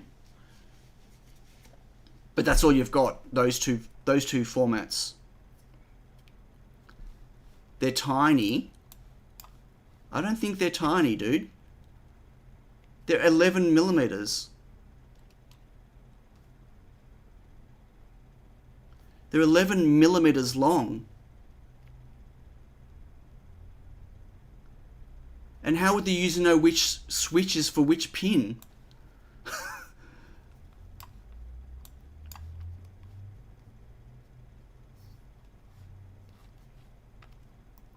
Uh-oh. And what's Bruce? And what's that? V in, ground, SCL, SDA. Right, so these won't work. See, V in, ground, SCL, SDA. But again, are you going to plug these directly into the board? That's the question.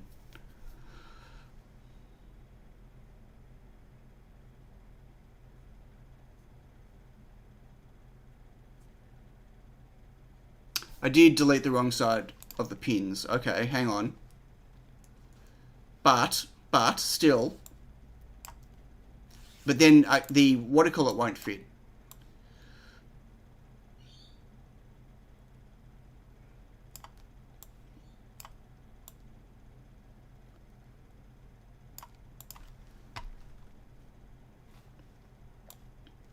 So now we've got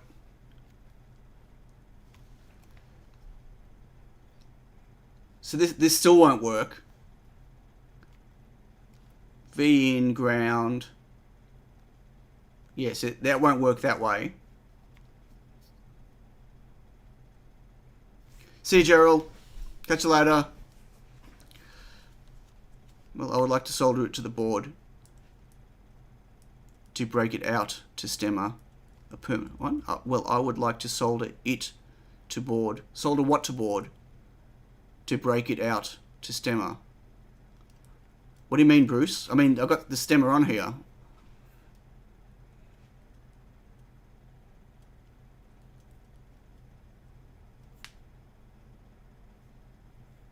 What Rhoda said, but with less words.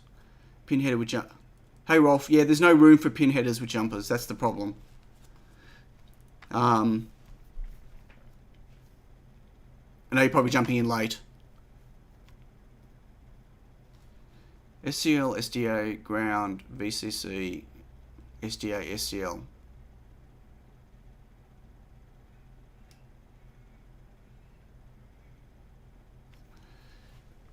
Right, but this doesn't do this board, and it doesn't do the OLED now. So it doesn't. So we just eliminated the one that's on the screen and this OLED with this, right?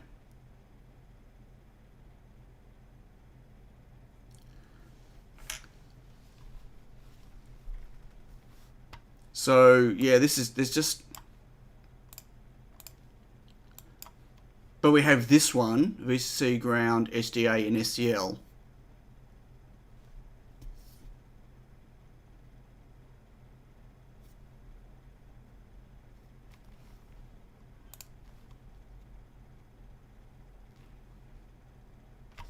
SCL, SDA,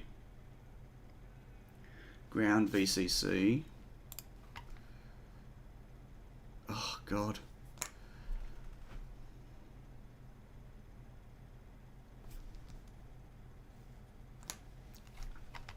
If you really want to support everything, make one channel one way and the other channel the other way. Right, but then people would have to choose if it's going on the power controlled bus or the not one. I'm not trying to support everything. I'm trying to support as many as possible, or whatever the more mainstream ones are, which, who knows, right?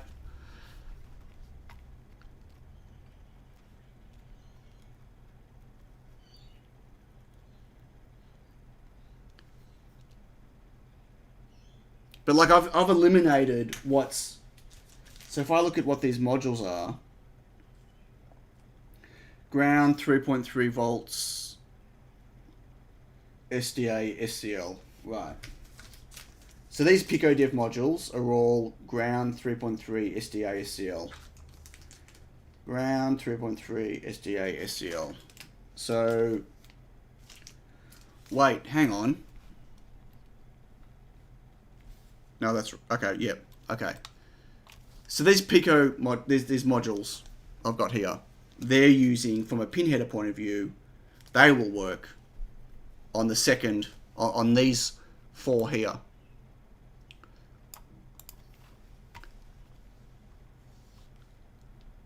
Four pin header with a star solder bridge.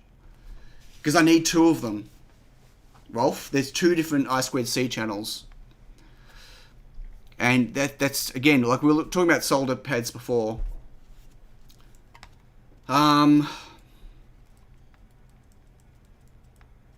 See you later, Dave.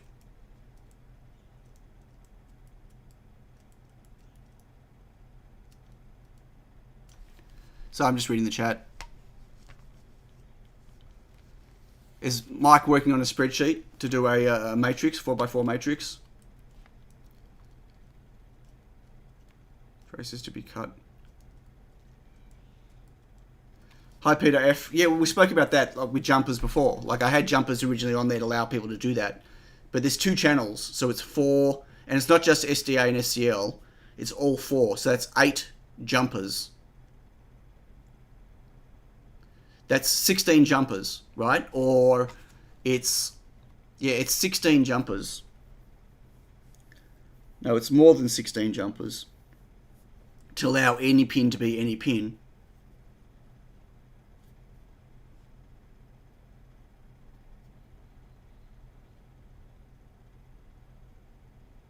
Pin out some probabilities, right? Yeah.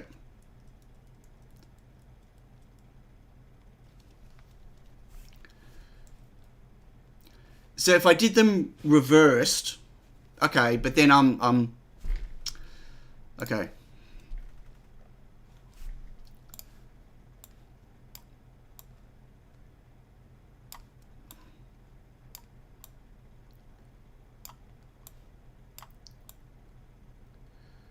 Just bear with me a second.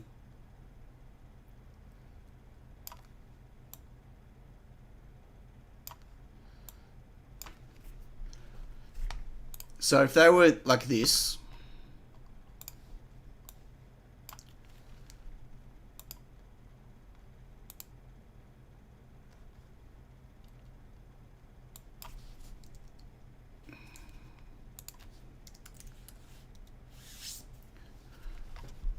then what would this side be? Assuming people even understand that they're two different buses, right? But that's going to be a much harder thing to explain.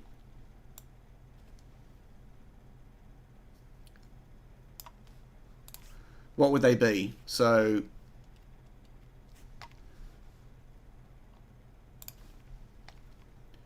if we flipped ground and 3.3 volts, we now have ground, no. Use FETs to switch the pins. How would the user switch them? 12-pin header with a ribbon cable. V in ground. So these would have to be switched as well.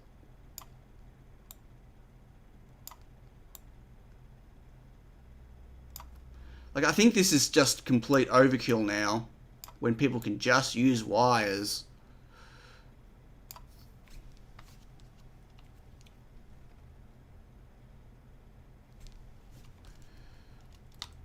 So this one allows us to do V in ground, SCL, SDA, and ground 3 volts, which is this OLED ground, VCC, SCL, SDA.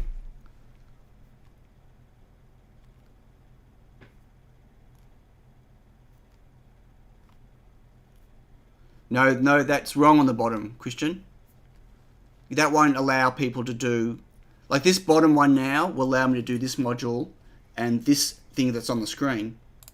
If I switch SDL and SCA around again, then they can't do anything.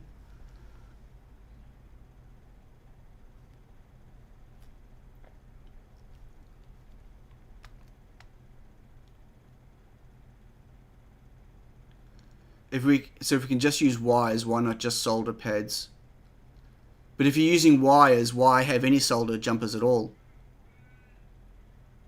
Yeah, I know this allows for all versions, but not on each bus. I get that. But this becomes a lot harder now for people to, like, I've got no way of labeling these, which bus is which. You know what I mean? And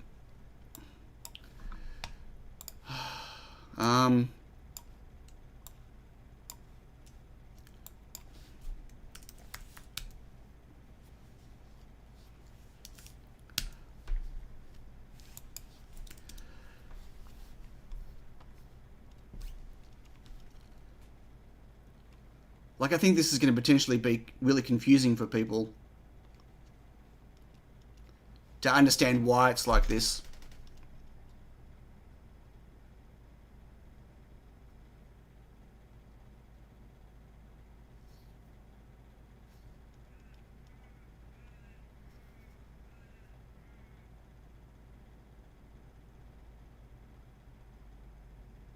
Oh, it'll be open source. That's fine. People can change it if they want to.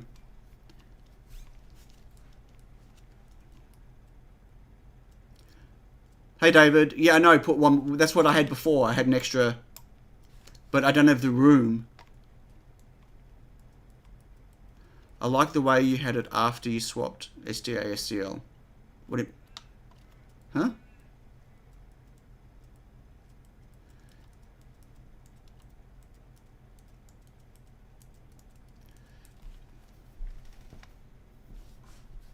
You have room. Try harder. Oh, I can fit it. I can fit it. Sure. No worries. But again, by adding 2 more pins, I'm only adding 1 more module type, where this gives us 4 different module types. If I'm going to do this many pins, I'm 8, I'm not doing 2 different configurations on each side. I'll do 1 configuration.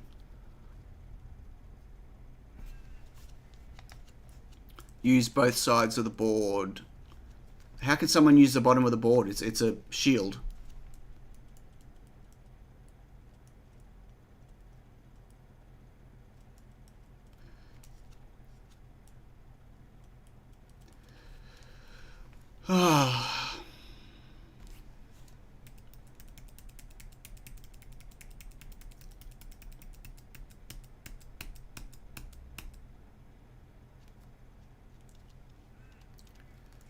So I think what I'm going to do is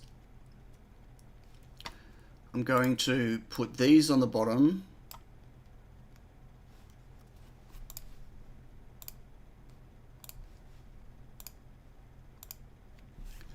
And I'm going to make some more room, because I still have to isolate these.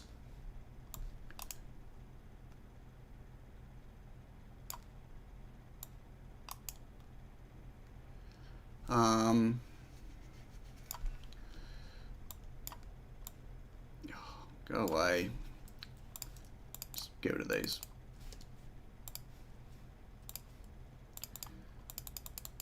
I'll reroute these later.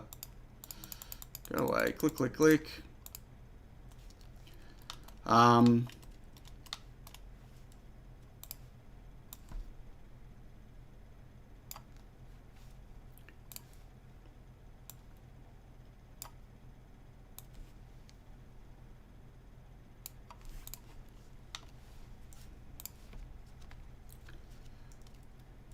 So that you can always rotate the module you are plugging in. Right, but that doesn't give you every combination still.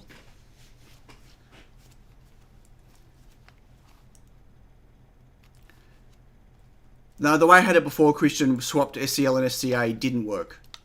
Sorry, it had to be the way I swapped it. But,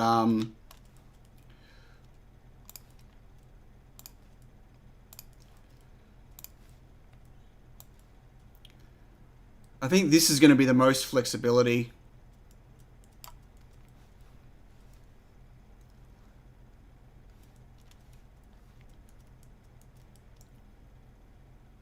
I have no idea why they just renamed themselves.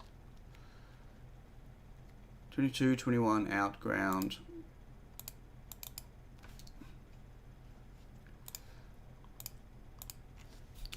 PIO 21. GPIO 22.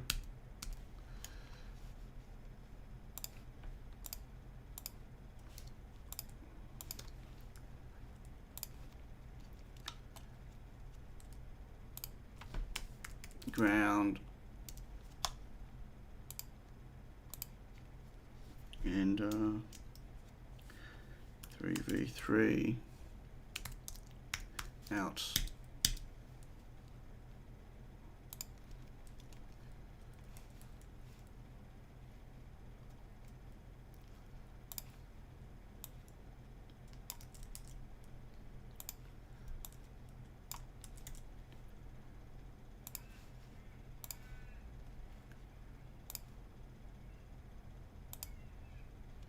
Oh, look at that. That's nasty. If I connect them, it changes their names.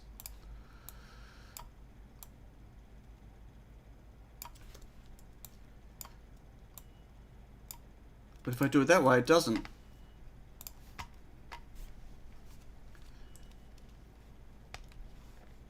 Johnny still wants 4 pins.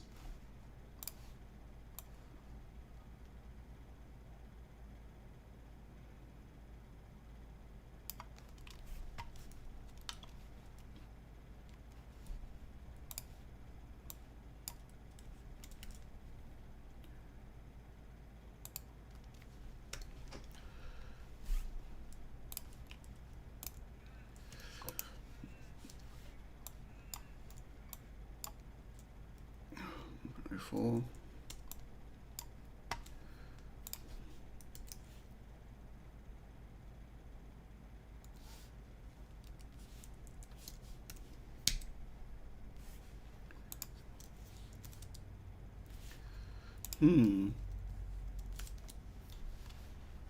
This is very confusing.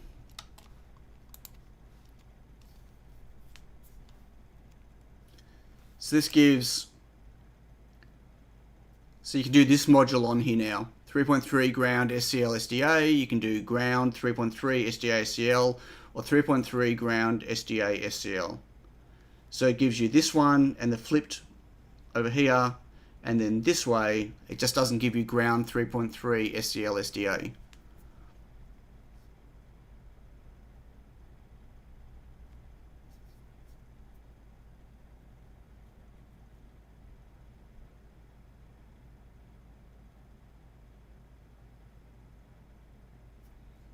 Bruce likes this one.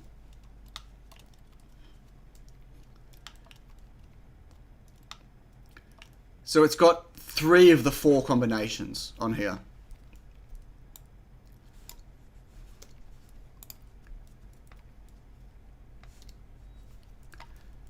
When can we get it?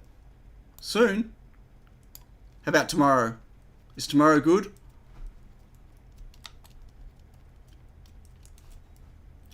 So can anyone think of a better way of isolating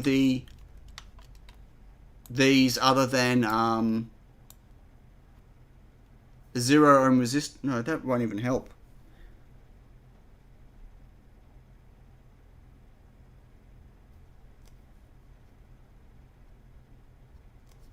How am I going to split these to make them individually jumpered? I can't think.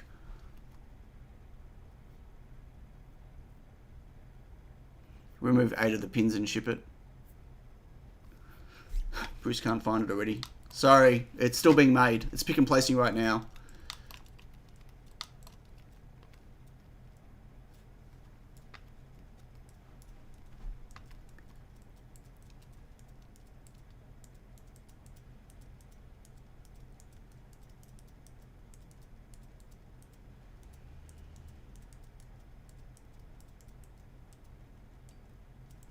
Right, I can put the jumper links on the other side. Interesting. Right. That's probably the best way to do it. 3v3 and GPIO22. Right. So if I do it that way,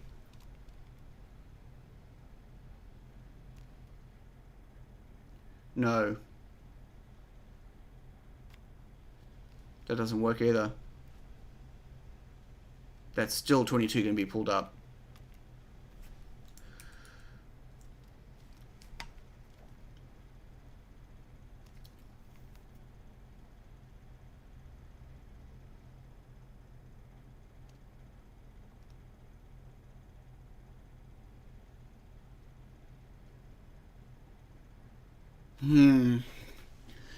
See you, Andy. I think I'm going to take a break from this. Shall we open some mail? I might open some mail because this is doing my head in. I'm on board with 2 times 8. You mean this here, 2 times 8?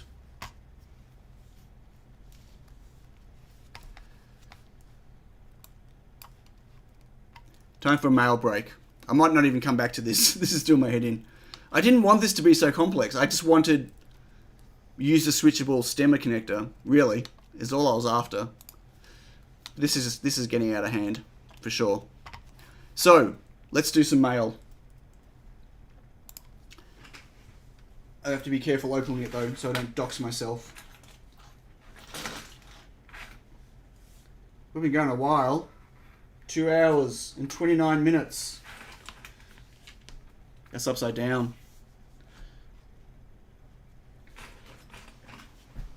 Okay, let's do some mail. OBS died? No? OBS should still be working. Catch you later, John. Okay. I got 2 boxes, both from Core Electronics.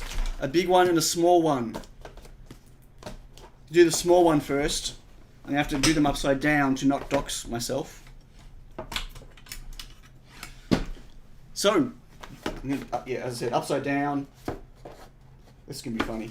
So I'm just going to cut the box. That's the easiest way to do it.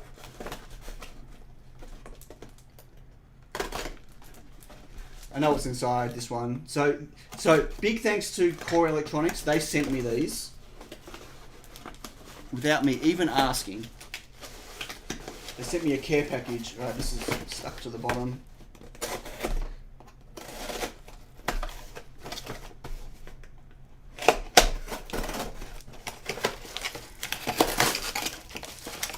Wow. Okay. Can anyone guess what this is?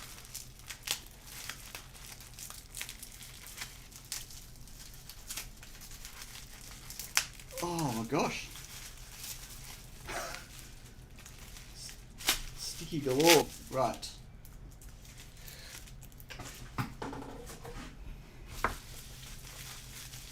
It's not a kit.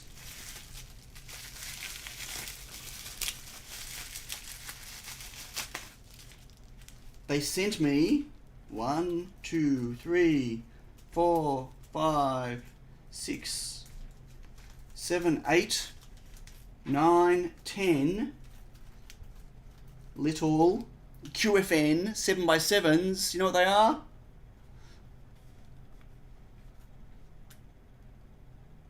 Can anyone see?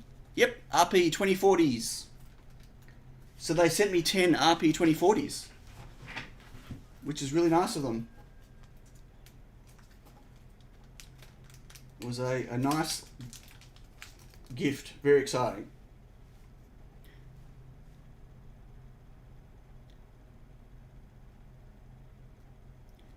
So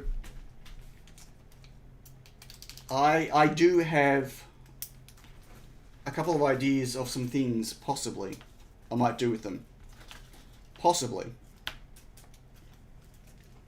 No promises. Now, in the big box, the heavy box that I'm going to have trouble opening, I might need to open it. I'm going to open it like this and, again, not dox myself. I need to buy some sticky labels or something that can cover up these things better. God, they sticky tape these really well. Okay. Woohoo! So, we have a pack of stuff, and inside that you might see some bags of things that look like this. Because I might have bought some as well. So, that's something I'm super excited about. My first one of these is... Whoa, that is bright. I got myself a Raspberry Pi 400. This is all you need. Yeah. How big is this box? So, this is the full kit I got. You can buy it in full kit or normal. How do I get it out of the box? So, I got myself an RP 400 because I'm going to move Sam over into this. So this is the kit. So I've got, didn't need the mouse. That's okay. I've got a mouse. I've got the power supply. There's an SD card and HDMI cable and stuff. All in here. But I'm moving Sam over to this. And I'm going to free up the Raspberry Pi that Sam is on for for what's in here, which I'll show you in a moment. So that's pretty cool. This is my first one. I need to get one of those expanders though for here. Actually, no, I could just use the cable. I can use an expander cable for here to connect, because I've got the external microphone and speaker hat. Hi Yaz, good morning. So that's cool. I'm excited by that. And I'm also going to use Ethernet for Sam instead of Wi-Fi. So the reason is Sam right now, he just runs on a Pi, and if, like, it's headless, but if it goes down for whatever reason, I can't visually see. And I have to then SSH into it and then try to work out what's going on. And if I SSH into it, I'm SSHing into a separate session, not the session that was running. So much easier if I've already got, I did show you all this, I think, I can't remember. So I have this for Sam as well. I need to build a case. This is a touchscreen. So Sam is supposed to run off a touchscreen as well. Had started but haven't continued building a touchscreen GUI interface for Sam as well. So now Sam will be this screen, touchscreen. That's why I said I don't need the mouse, and a keyboard, and it'll always be running on there. Is it Sam's birthday? No, it's not. But Sam's going to feel really good about himself. So, what's inside here? Because this is even more exciting.